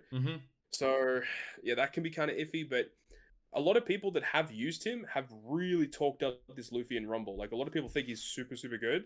So I'm gonna have to give it a shot. Fighter coming back. Guess that's what it is. Yeah, Fighter are really good in Rumble. They are terrible in normal content. Fighter are trash. There you go. All right, I think that does it for Luffy DeWoofy, aka some kiddo. Is his cost actually 40, or is this wrong? Yep. That's interesting. I don't know why, but sure. Hey, it works under sugar. Innately under sugar. Let's go. Bog. True, yes. All right, out of 10, what are you vibing? Thank you. I think it'd be rude to give him less of a score than Ace. I don't know. I just feel like Ace will see more play in more normal content compared to Luffy. Yeah, I think Luffy's like an 8.75 for me, I would say. Yeah, he's still up there, but he's not better than Ace at this point in time, at least. At the same time, like, I don't know, I feel like Perospero will probably see more play than the Luffy. Damn, that's saying something too. That's a good point. I think Perospero is super good. All right, you can I'd rate this like an 8.6. I was gonna say 8.5 for me. I think then. Yeah, 8.5. There you go. What's Carissa? All right, what do you rate the Luffy? I think he takes too long, and he's not viable in the only content we get month to month. So I'm gonna give him a 7.5. Eee, harsh critic. Harsh critic. Drop the mic out of there. Bringing them all down. Damn. Yeah. All right. That's Anni though, and we are, I guess, for lack of a better thing, we are expecting a Sabo of some kind at some point. Probably treasure map is the assumption. So I guess we'll wait and see how that pans out in that regard there. All right. Moving on, in continuing the global anniversary, a certain set of OPTC influencers have had themselves introduced into the game of One Piece Treasure Cruise. Todd and Stump have had their single player matches made available in Pirate Rumble. Not much to really say on this part, but I think it's really fucking cool nonetheless. Yeah, it was really cool. We got asked to do this a really long time ago as well. I think it was legitimately before I even went to New York. Like Jesus Christ, that long ago, where we were asked to like, oh, hand us a team that we can have for Pirate Rumble as a single match, and we didn't even know when it was coming out. They're just like, oh, just build us a team and it'll come out soon. I'm like, okay. So we submitted a team, and then they came back to us and said, actually, that team was too strong. Can you build a team? Can you build a team that's more thematic rather than actually Come good? on, dog. So I ended up going with the Big Mom Pirates, led by my boy Mr. Slam Jam. Slam Jam. And Stump went with quote unquote Road to the Pirate King ish team. I don't really understand it, but yeah, it was cool. It was cool. 6 gems, free gems given out to everyone. I mean, I died 20 times. It's hard fight. Couldn't do it. Oh no, Struggle. I'm struggle street. Help me out. Need a guide or something like that. We're back to the drawing board with the easier team then. Facts, man. No, I just think it's cool. I think the coolest part is that it's also in the Japanese version of the game as well, and it has your names in that version too. So I've seen so many JP people like tagging you guys on Twitter or just talking about it, and everyone's like, "Who the fuck is this Todd and Stump guy?" And it's so I don't know. I just think for me, like, I'm like living vicariously through you guys. I just think it's fucking cool to just be like, it is cool. Name in the game, and you guys are like, you have a bit of content in the game, like regardless of difficulty. I just think it's super neat, and we say this a million times, like, more of this shit. We need more of this kind of stuff. Keep the community aspect of the game alive, keep people involved. But now we have a new colloquialism. You're an OPTC influencer. That's what you are. That's your new Twitter bio. OPTC influencer. Add it to the bio, guys. Yeah, we'll just use the terminology that they used, I suppose. Yeah, that's the official terminology, right? Sugo Rare, OPTC influencer, you know the vibes. What does that make me?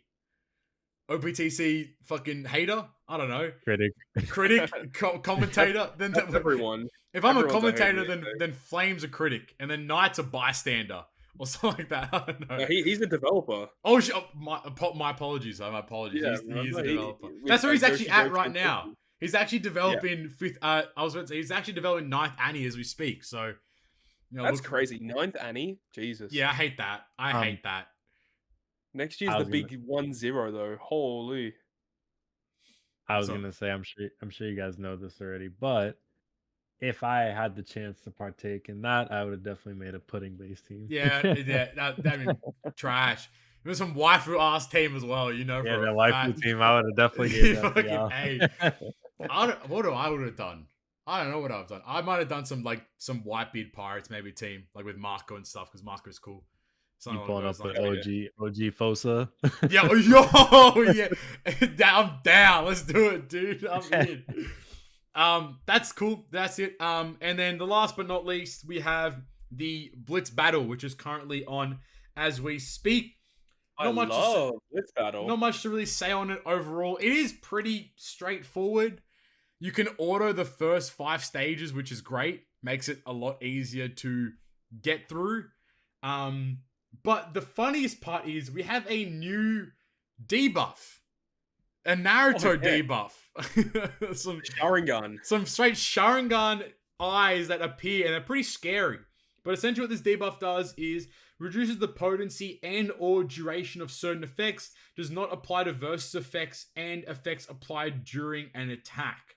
So, from what I've seen is when you pop and attack an orb or a color affinity, this effect will reduce its duration and its potency. So, if you pop a 2x, at least in this stage, one of the units has a 2x color affinity. If you pop it, then it goes down to a 1.5x and it goes to 1 turn as opposed to 3. My tinfoil hat theory is that this is going to be used in Super Boss Kizuna, which will stop people clearing the boss in 4 runs. Yeah, I mean, if they do put it on the Super Boss, then like the Ace and Luffy combo will be really, really good. Yeah. Yes. Yeah, which probably is what they're going to do for this Super Boss. 3 times all boosts or attack boosts that you can carry into the last stage. There's not many of those. I think the interesting thing is, I don't know if it's a flat reduction or if it's always reduces to 1.5 or whatever it is. I think GameWith did a bit of a review, but I didn't check it out. But I think it'll be interesting to see how this new debuff is. But then again, how many times have we had a new debuff introduced and then it's like it doesn't come back for where are the poison sockets? Or bleed. Where's bleed? It came out like 1 or 2 times, and that's it. You know, there's so much stuff they bring in to like try to gyp the players, and then it just does nothing. So I don't know. We'll see either way, but I think it's cool regardless. Something new. The Blitz battle's super easy, which is good. Yes, 100%. Oof. I mean, like, obviously, you and I are speaking from a position of having, like, you have the Legends, I have Ace, and we have the rare recruits and stuff, but like I said, it is the first 5 stages you can just hit auto, which is really good. And then stage 6, you can pop, it's pretty straightforward debuffs, you can kind of get through it pretty comfortably for the most part, so yeah. Thankfully enough for that. And it seems, I think you were mentioning, like, it isn't as competitive as you'd expect it to be as well. It's definitely a lot less competitive. Yeah, I'm down for that, which is cool. Yeah, makes it so much easier to rank if you're wanting to do so. So again, people just waiting for the May 12th Annie. That's it. Looking forward to that. All right, World Cruise is coming back for its reignition in 2023. Not a lot of information so far. I mean, actually, all the information, but it's just kind of, I thought there would be more, but there's not really anything. Essentially, the way that's going to work is you had to have logged in between, I believe it's actually yesterday, no, not yesterday, like 2 days ago and tomorrow. So the 2nd to the 5th of March, PST time, to be put into a one of 5 teams. And then there will be 3 events where you'll earn points, that being Pirate Rumble, Treasure Map, and Kizuna, and then each event will give you points, and then based upon the points you earn from those events, you'll get a ranking, and your team will also be ranked as well, and you'll earn rewards based upon those rankings. Pretty interesting, pretty cool little event overall. The Pirate Rumble ranking should be like noted that it's only like 3 out of the 8 days of Pirate Rumble. Oh yeah, it's not the entire time, yeah. So if you're looking to actually spend gems in Pirate Rumble and get ranking points, it's best for you to use them in those 3 days or so, as opposed to like earlier on, because you're not going to get any value out of them. Otherwise, more gems, more tickets, more rewards, nothing that we can, it is what it is, I suppose, that kind of stuff. So, pretty cool there. That's about it for World Cruise. I think it's cool. World Cruise is neat. We'll get an overall best player then, I suppose, because there is personal rankings, and then now that they've ranked, it's actually me. Sorry, brother. It will not be me. It's definitely not Chris. It's actually me, Flame. He's coming back for World Cruise. He's logged in. It's time. So, it's gonna be cool to see like the best of the best.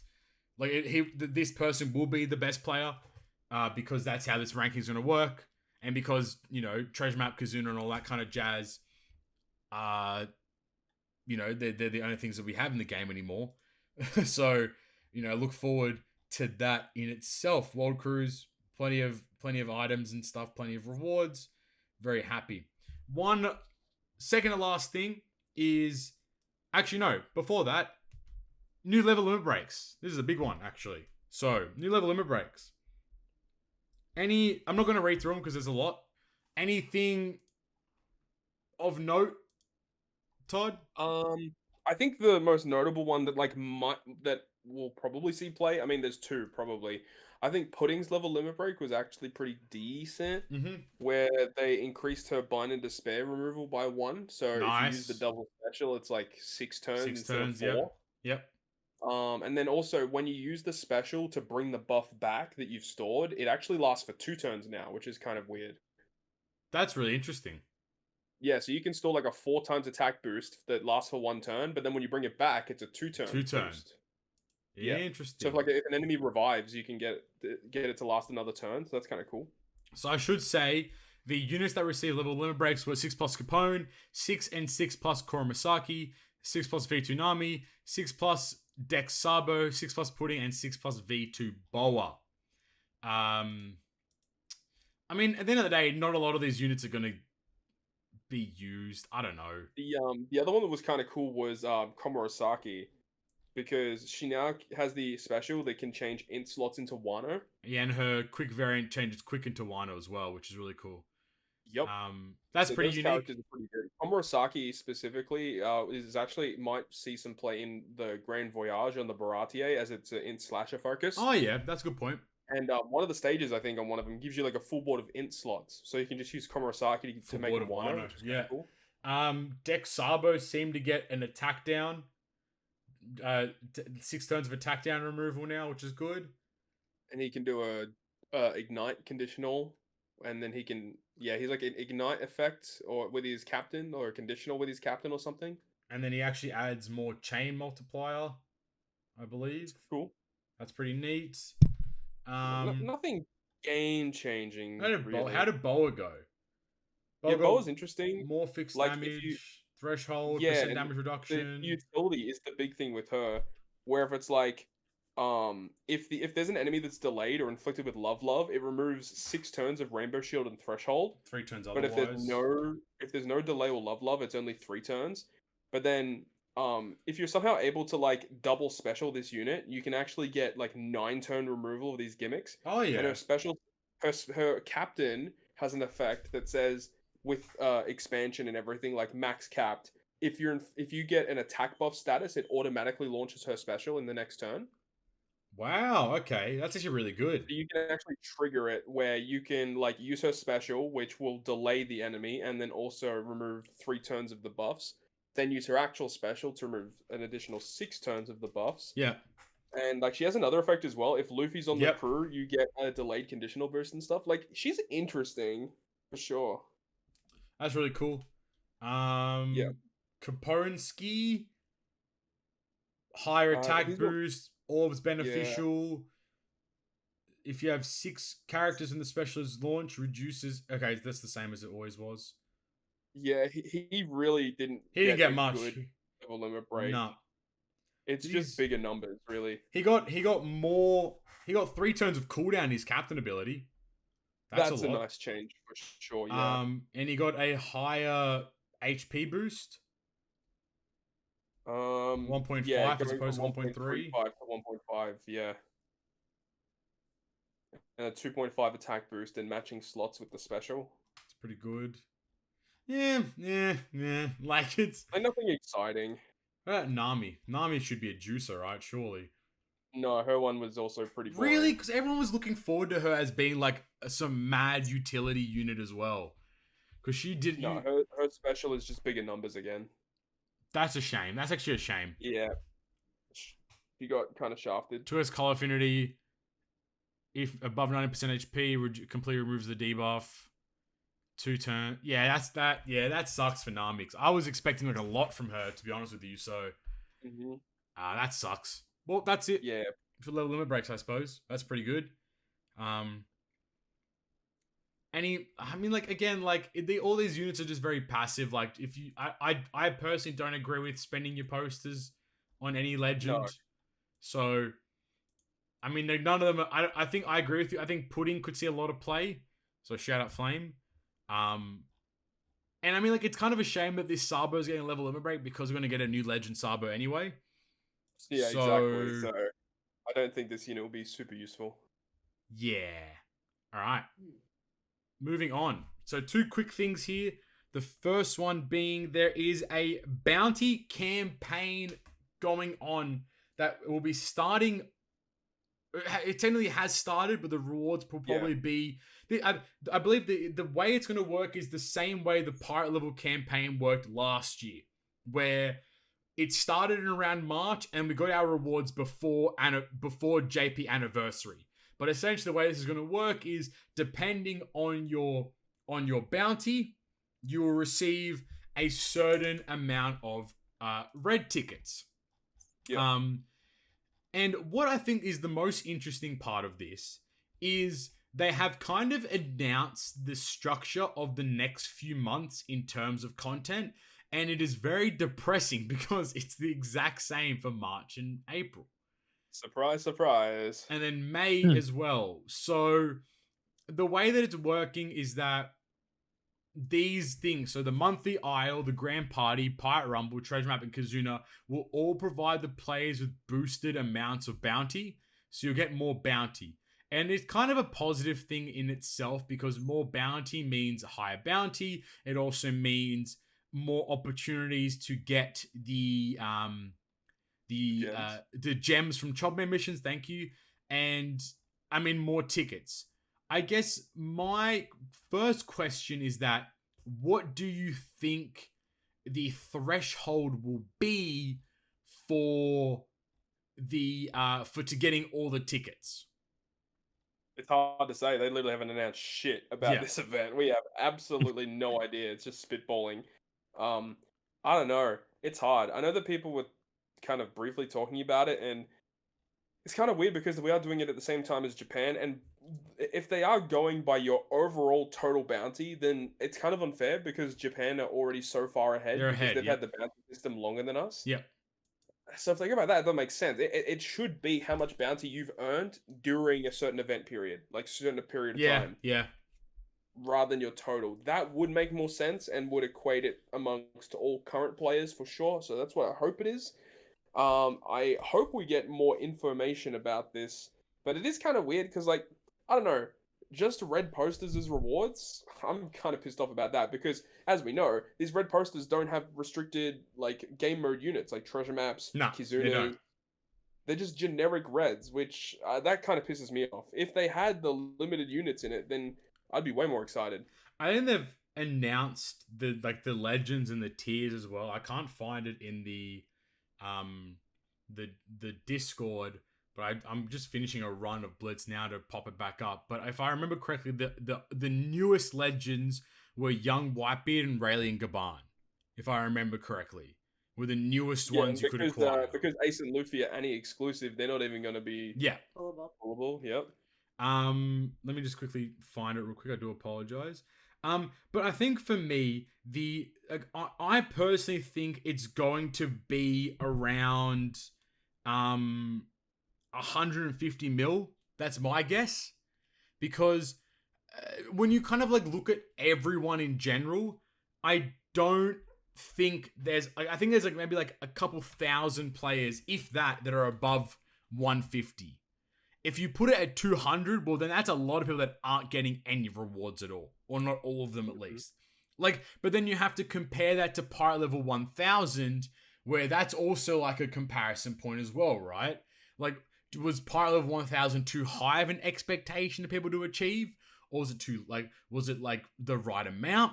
So it kind of, it's a bit of, I don't know.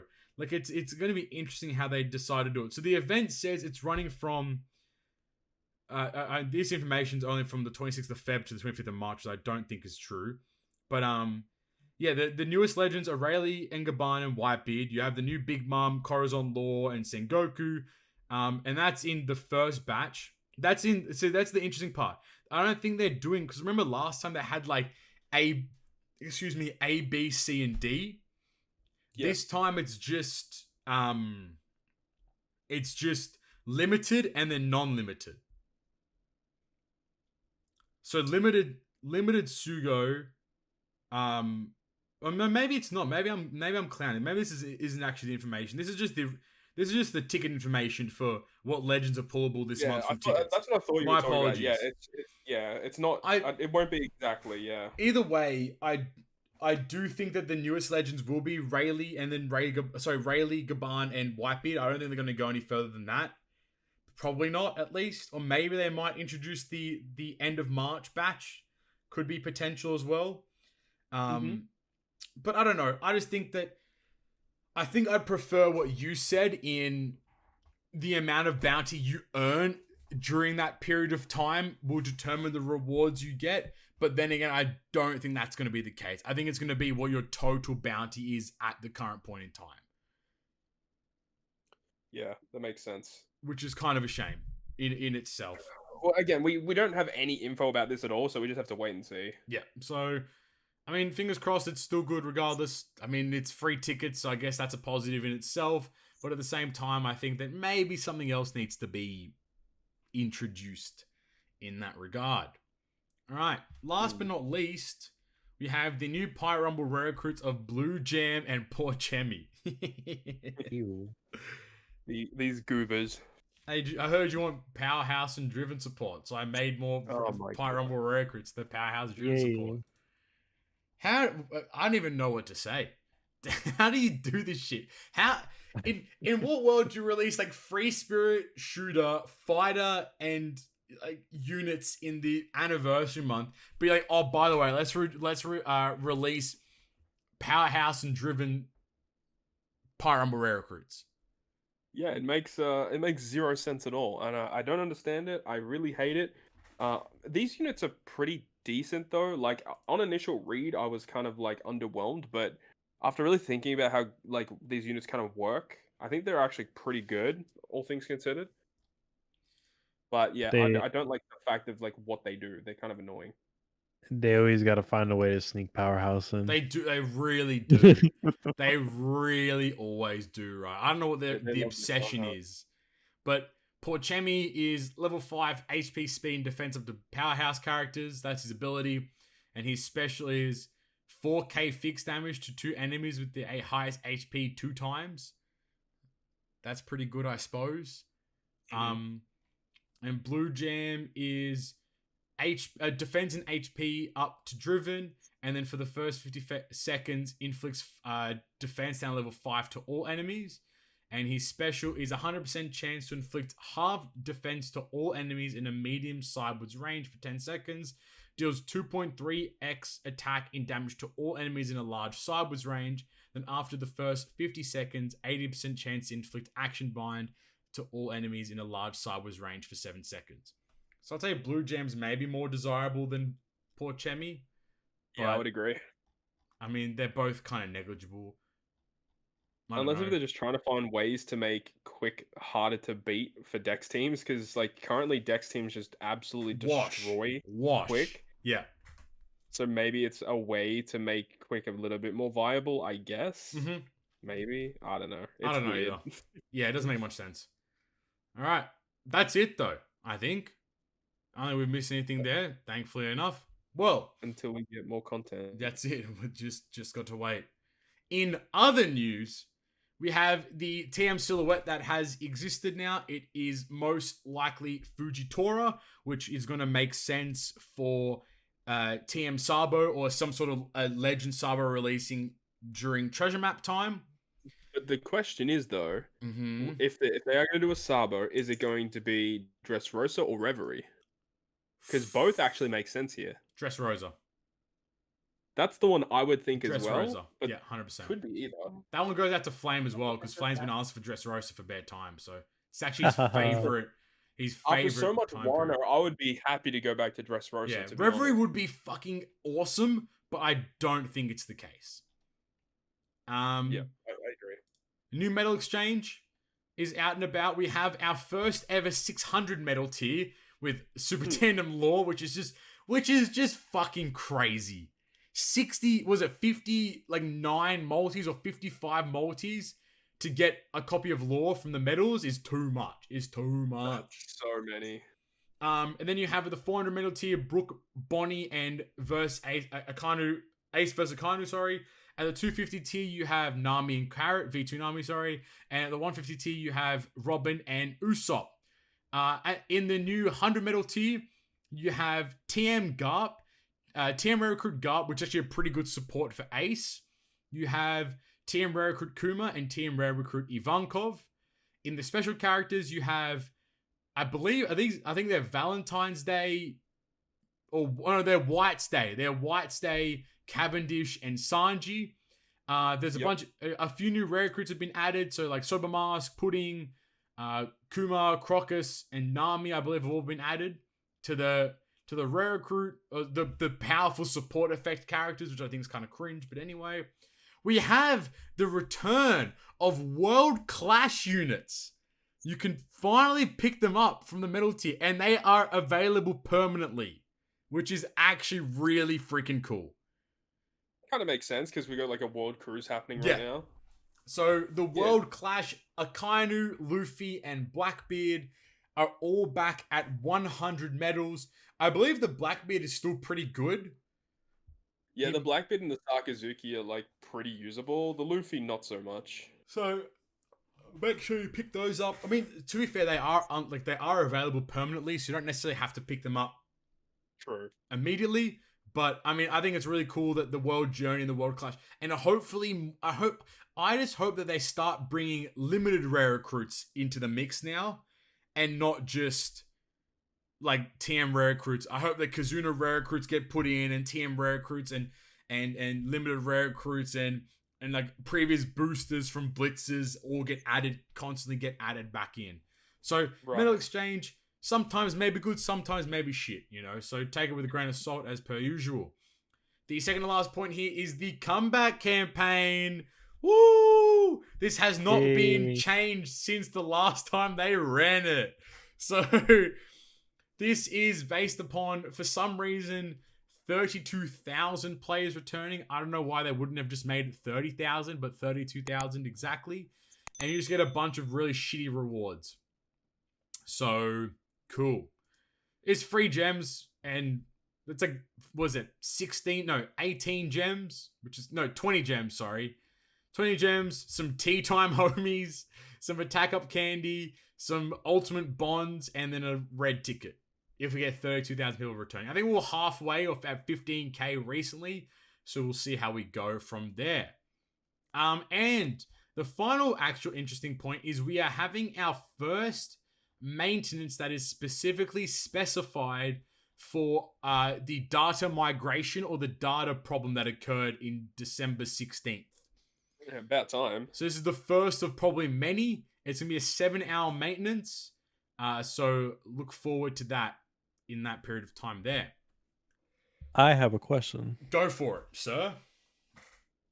I don't know if you want to get too into it, but I believe it happened between our break between the last episode or so. Mm-hmm. Wasn't there a bug, something with like soft locking the game and it broke characters or something? Oh, the sugar thing. Oh, yeah. Oh, yeah. I heard a little bit about it, but I heard it was like crazy.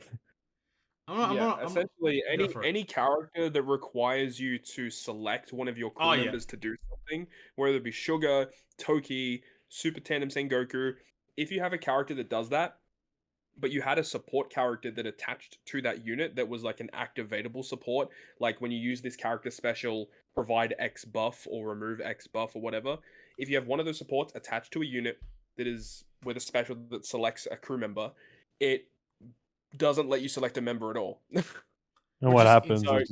That's it. It's done. You can't select. You just have to hit OK and go on. There's some units that don't have an OK button, so you literally are fully soft locked until you reset the game. It's actually insane. Like, and I believe it broke for every unit that has that kind of mechanic. Like every unit in general, which to me doesn't make any sense. Like, I don't know how that breaks or what has to get changed. That was to after break. the maintenance period before the global Anni, to add new mechanics for new characters, which we assume was probably Ace's chain carryover, right? Because that's the only new mechanic that we got. Yeah. It's that bizarre. Or the perfect thing, or I don't know, funny. But it's a good remembering on that one, dude. Because I forgot about it. Like, I was just like, I just looked at it. And I was like, this is stupid. I was like, this is actually just dumb. And when they announced like that there was the bug in the first place, they're like, just don't use it. Yeah. By the way, this doesn't work, and we're just suggesting right now, just don't use these characters. Okay, and like, that's insane, right? Really? Yeah, that's insane. Because like that Sugar had only recently super evolved as well. Yeah, like a month prior.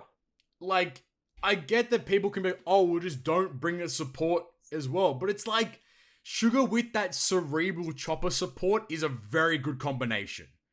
Because you get the chain. Yeah, exactly. Like, I don't understand how they can just be like, yeah, just don't use these units. It's like, I don't think that's the case. I don't think you should be saying that to people. Like, that's messed up. That's Bandai. That is Bandai. That's Bandai for you. That is. And I think that wraps up in other news. But before we get into everyone's favorite section, the Q&A, we should do our shout-outs. Woo! As per usual, if you enjoyed today's episode, make sure you go down there, hit the like button, hit the subscribe button, comment. And you know what? Let's bring back the code phrase today. If you're if you're down there, if you've made it this far, comment Carissa in the comment section down below. We don't see how many people actually made it this far, you know. But, you know, as per usual, if you are feeling you can support us financially, that we do have the join button there. Plenty of different tiers. We do try to get the podcast out early now For the members, this week will not be the case because, I don't have enough time to do it. But generally, we do try to get the podcast out early for members now, which is really good. Plus, there's a few other incentives like priority questions and all that kind of stuff. But for the most part, it's just to show your support. Plenty of different tiers, different price points, and we really do appreciate it. So I should start out with the first one being our GGP producers of the Lord Shiro and Alex Wisniewski, our perfect member of Brian Keeson McDermott, our great member of CS Wins, My Drunken Monkey, and Kataki Bonji, and our 5 good members of Rioan, Stump D Gacha, Red Halo, Dr. Erection, and Wankerfella. Thank you all, gentlemen and ladies and days. We're staying political. Appreciate that, lads. We appreciate you all. It does mean a lot. So, from everyone's favorite section into the shoutouts, into everyone's actual favorite section, it is the Q&A.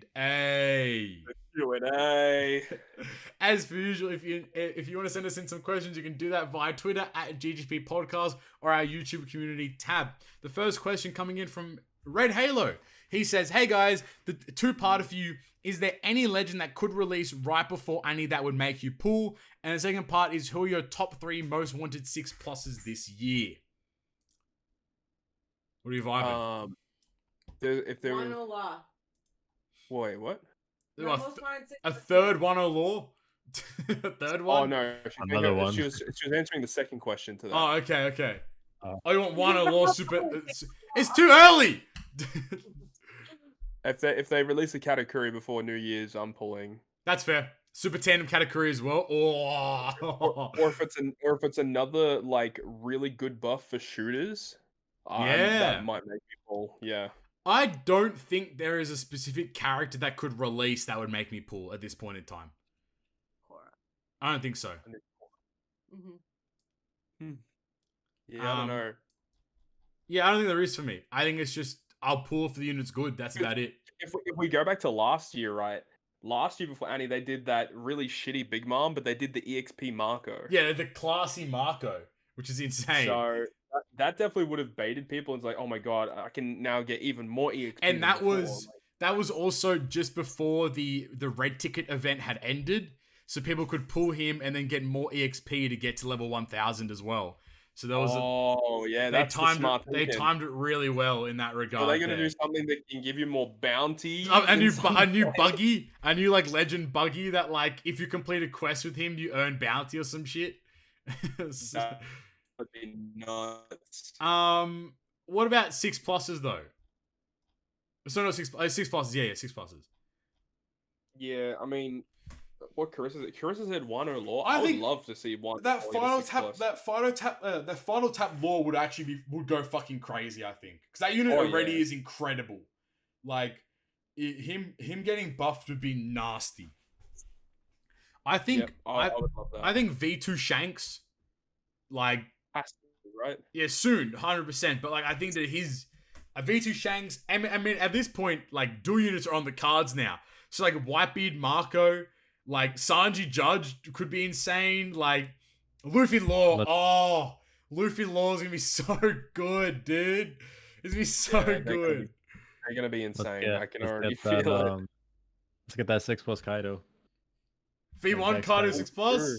Yo, hype. True. I mean, Marissa said the other day, even like quick Kaido with a 6+ would be pretty sick. With a 6+ would be so awesome. 100% agree with that one actually. That he's already really good. Imagine his Pirate Rumble kit with the 6+ as well. That'd be so toxic. Yeah. Worst. We can also get. Go. I don't know. You can go, and then I'll go. I was gonna say like if you run quick, you're a piece of shit at that point. Then if you run that Kaido 6+. What are you thinking? Say we can get Log Luffy. Oh, we have to rebrand then if we get Log Luffy. That Annie, bro. Come on. Oh, they should do that. Like, fuck it, right? They should do that. Like, fuck. Bring the chains back. I'll pay for the lawyers. I don't care. I'll pay for the lawyers. Make it happen. bring Log Luffy 6+. Yeah, you know it'd be cool. I don't think they'd ever do it, but if they made the chain Log Luffy a coin shop unit. I think that would be kind of cool, but I don't think they'd ever do it. Oh, like the old one? Yeah, like the original. The old design one, yeah. Yeah. Even the rare recruits, because they looked sick as fuck at the time. Yeah, that would be cool too. I doubt it because of all the legal stuff, or Yeah. supposed legal stuff. I actually don't know if it's true or not at this point. I think like there's a lot of units that like bro, like even like units like Sober Mask with a 6+ would fucking go crazy. That would be the next Germa batch. V3 Zorro, like with the 6+ would also be insane. Like the Halloween Law and Mihawk would CP0 Lucci. CP0. Oh, yes. It's crazy that Shanks doesn't have a 6+ yet. Holy. Yeah, facts. V2 Shanks is now the oldest. I mean, I guess technically, because Log Luffy's never going to get one. I guess technically the oldest Luffy is now Luffy and Ace, because 6+s can get. So Dudes can get 6+s now. But technically speaking, it is V2 Shanks. Unless you want to say Kung Fu Luffy, which isn't going to get one, I don't think either. Yeah, but he will not get one. But V2 Shanks should be next in line in theory. But well, we'll see. We'll see, right? I don't think he does. But does Stampede Luffy have a 6+? No, he does not. Which actually would be kind of crazy because he has a level limit break, so his 6+ might go insane. I know another one I want to get a 6+. Actually, it's 2. I want Zephyr and Tesoro. Tesoro, yeah. Movie legends need him. It's like that you expanded your Tesoro. Tesoro is going to be a beast in Rumble once again, and Zephyr, he's finally going to be good. Do you think that they get them when the Blu-ray stuff drops in April? I mean, Shiki got a random 6+ when nothing was happening. That's a good point as well, actually. You know what? I've decided. Fucking V3 Law. That's it. That's all we need. V3 Law or Shanks Crew. Done. That's it. Shanks Crew too. Yeah, he's going to be a beast. You know it's going to be a nasty 6+? V2 Snake Man. Yeah, actually. Yeah. Yeah, super tight Snake Man. Colors like Sabo. Please don't. Please don't. I'd rather him not. He might be Psy. That's a good point, actually, because like I guess like Snake Man and Sabo were like made to kind of work together a bit, so it would make sense. That does make a lot of sense. Ideally not. Oh yeah, super tight Katakuri. I want him to get a 6+. Yeah, he'd be sick as well. He'd actually be fucking cracked. Take that damage reduction shit out. Or fix it. Or just fix it. Make it better. Alright, there you go. God, there's a lot of answers for you there, Red Halo. Next question from @Obsidian_Steed_. They ask, do you all think that Blackbeard will be Luffy's final villain before the story ends? Me personally, I hope not. As villains go, his character just doesn't grab me. I understand he's been a menace in the manga, but throughout the story, to me, he's just been a meh villain. Really hope they subvert my expectation of him and get me to really enjoy the character. I don't know how spoiler I want to get because Chris is in the background, but I feel like that's not a fair take just because we haven't really like delved into his story. Like that's we also barely a good point. know about we him. know a little bit about him, but not a lot to make judgment.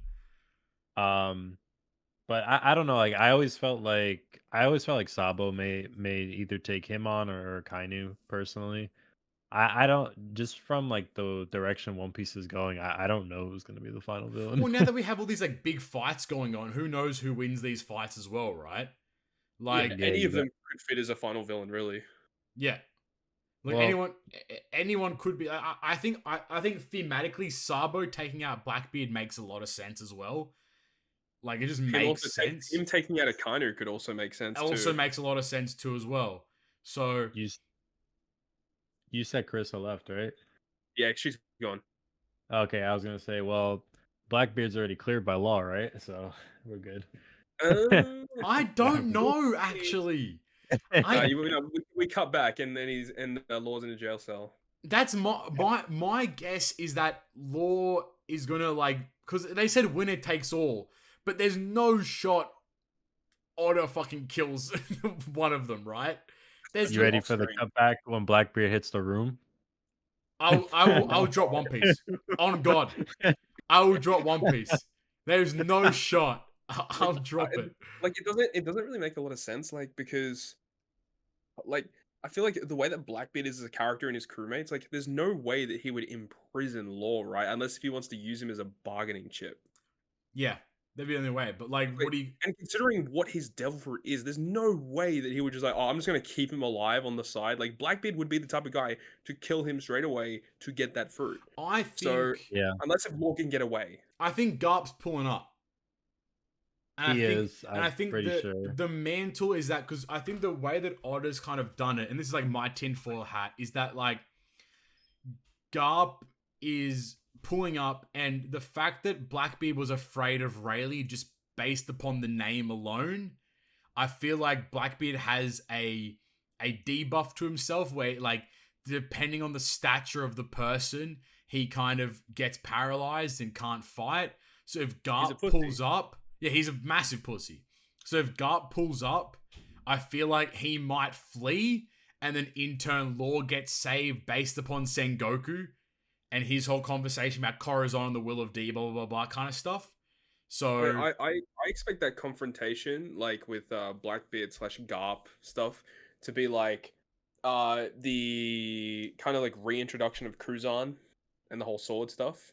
yeah. Yeah. That would make a lot of sense. And then potentially, like, Kuzan helps Kobe escape. Maybe Law tags on in the process because Kobe has, I wouldn't say it's a relationship, but like they know each other from that quote unquote Rocky Port incident that they never mention. Yeah. And how Kobe's the hero now and blah, blah, blah, blah. Like, yeah, and that was like, it was Law, Blackbeard, and Kobe, I think, were all involved in it in some capacity. So, I don't know. It's interesting. There's a lot there potentially. I feel like I made this point in one of our off eps when we were talking about the chapter, but I would like to reiterate it. I do still think that the tandem of Pudding, Law, and Kobe would be pretty funny to see their interactions if they were all locked up. Yeah, that makes sense actually. I agree. Oh, I forgot about that. Pudding's locked up by Oh. so by Kuzan, so that's what I mean. Like, it's weird. Like, is Kuzan undercover? Like, does that mean that like Katakuri's pulling up to wherever they're at with Pudding, probably an Elbaf, so Pudding can read the scriptures or some shit? Like, it kind of makes sense though, because like it makes sense that Kuzan would just do that because it's like it is another pirate at the end of the day, and he doesn't really like pirates all that much. So that's fair. He's like, yeah, I'll just follow suit, like it means no difference to me. It's like I'm harming one Yonko to help another. It doesn't mean much for him as a character, I suppose. Yeah. Yeah. All right. Well, to summarize it, do you think Blackbeard's the final villain? No. I don't think so either. I mean, I hope not, but I can see it being the final villain. For I sure. think he falls short of Laugh Tale, the same way that Whitebeard was like Rogers was not waiting for you type beat. I feel like he doesn't get to Laugh Tale. I think he gets just before it, and then he loses to Luffy or some shit, and then they pull up and fucking Shanks is there or Im's there or some shit like that. Yeah, my personal opinion is I don't know if it's gonna be Emu. I don't think it will be, but I think it's gonna be something to do with the Void Century, just because like I feel like that's the very, very end game of One Piece. And I feel like we're gonna learn a lot, and then like there's a reason why it's like, so covered up. Yeah. But that's just me. Yeah. All right. Next question. From at Kataki Bonji, they ask, any opinion on the new update? And what do you think Bandai will add to the ship system? I'm not sure what the new update is, but the ship system. I think he's just saying like, I guess a potential update. Yeah. Question mark? I mean, I think we've talked about it at nauseum for like the actual ship stuff, but I think that if we're stacking up this much cola now, like something is on its way at some point. Right. We just don't know what that is. Yeah, you wish. They've just let us stack up 100,000 cola. No big deal, right? Yeah, they just forgot about it. Probably. I hope it means that something's on the way, but I don't know. We'll see though. I just hope it's like some sort of like further upgrades you can make to the ship that costs a lot of cola, but like it buffs the ship or it gives it more like abilities or gives it a special or something along those lines. That's about it. What if there's like a new thing where maybe it's like a super tandem for a ship where if you use a character that's related to the ship, you get like a better buff or something. Okay, I like that. Like if you use the Arlong pirates with the Arlong ship, you get like plus I don't know something damage. or Yeah, some like shit. if you use like Fishman pirates with the Arlong ship or something, like something more broad. Like if you use like the Liberal Hind is Drake's ship, but if you use like any supernova as the captain, then you get like another buff or something. Yeah, I agree with that actually. I think I like it. Or it buffs the ship's effect. Maybe Yeah, Yeah. that'd be cool So too. there's a reason now to like maybe bring units with certain ships, and it means like things like the Kizaru ship could be like. how the hell have we not received an Onigashima Island ship yet? That's actually ridiculous in itself, right? We've had so What much the hell? Wano Onigashima trash, and yet we haven't. Like, I thought maybe with K-Dad you could have brought about a ship with them as well, but like nothing. So Yeah, like the little dinghy that they used to cross the water. yeah, exactly. Like they could have done some funny shit like that, but nah. Or Beast Pirate. Did it Or have a like Beast Pirate Shinobu's ship? kite. Yeah, exactly. Shinobu's Kyle, the Beast Pirate, something like that. Like I think there's a lot they could have done there, or even like another like big the ship that like Perospero used to get to Wano as The well. candy ship. Yeah, Yeah, the little candy dude. Yeah, that would be tight as hell. Oh, who knows? but More ships. no. But no, you can just stack your cola, mate. That's about it. All right, next question from Nagash9322. They ask, was the OPTC team letter just a bluff to keep us playing? Yes. Yes. Next question. Yeah, it appears like that.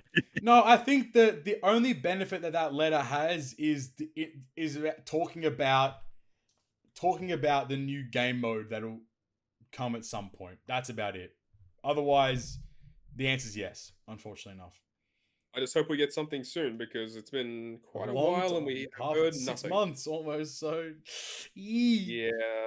Next question from Alex Wisniewski. They ask, a lot of Australians like to drink out of shoes. Any reason why? Don't know, mate. Just is, innit? Yeah, just have a shoey, mate. Shoey, mate. Yeah, no stress, bud. Have Ew. a shoey. Pour a beer into a shoe and scull it. That's the wave. Next question. Second last question here from Wanker Fella. Pause. Hey, fellas. Just wanted to say that, yeah, Valentine's Day is for the couples, but St. Paddy's Day is for the singles to get drunk and sloppy. Pause. Do you guys celebrate St. Paddy's Day? And if so, how early do you start? I don't celebrate it. I don't. Maybe like I know that people do. Like we didn't really celebrate much at home, and I know that it's like a thing.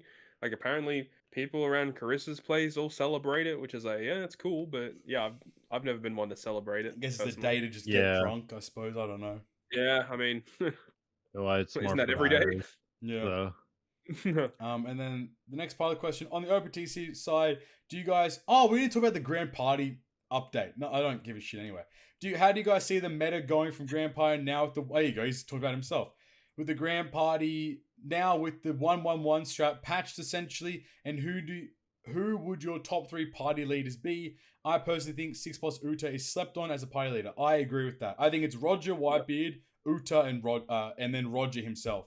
I'd say a top 3. Those are probably the 3 best. I would have to agree with. I think that now with 111 no longer working as intended, the thing you can do is just make 3 of your most strong and cohesive teams and just run head first, which is what Grand Party should have probably been from the very beginning. That's just it. Yeah, it's just the rewards that are kind of wonky. Yes. The rewards is the biggest problem now. Like whether the meta has changed or not, it's how they've distributed the rewards. But again, we've talked at length about that as well.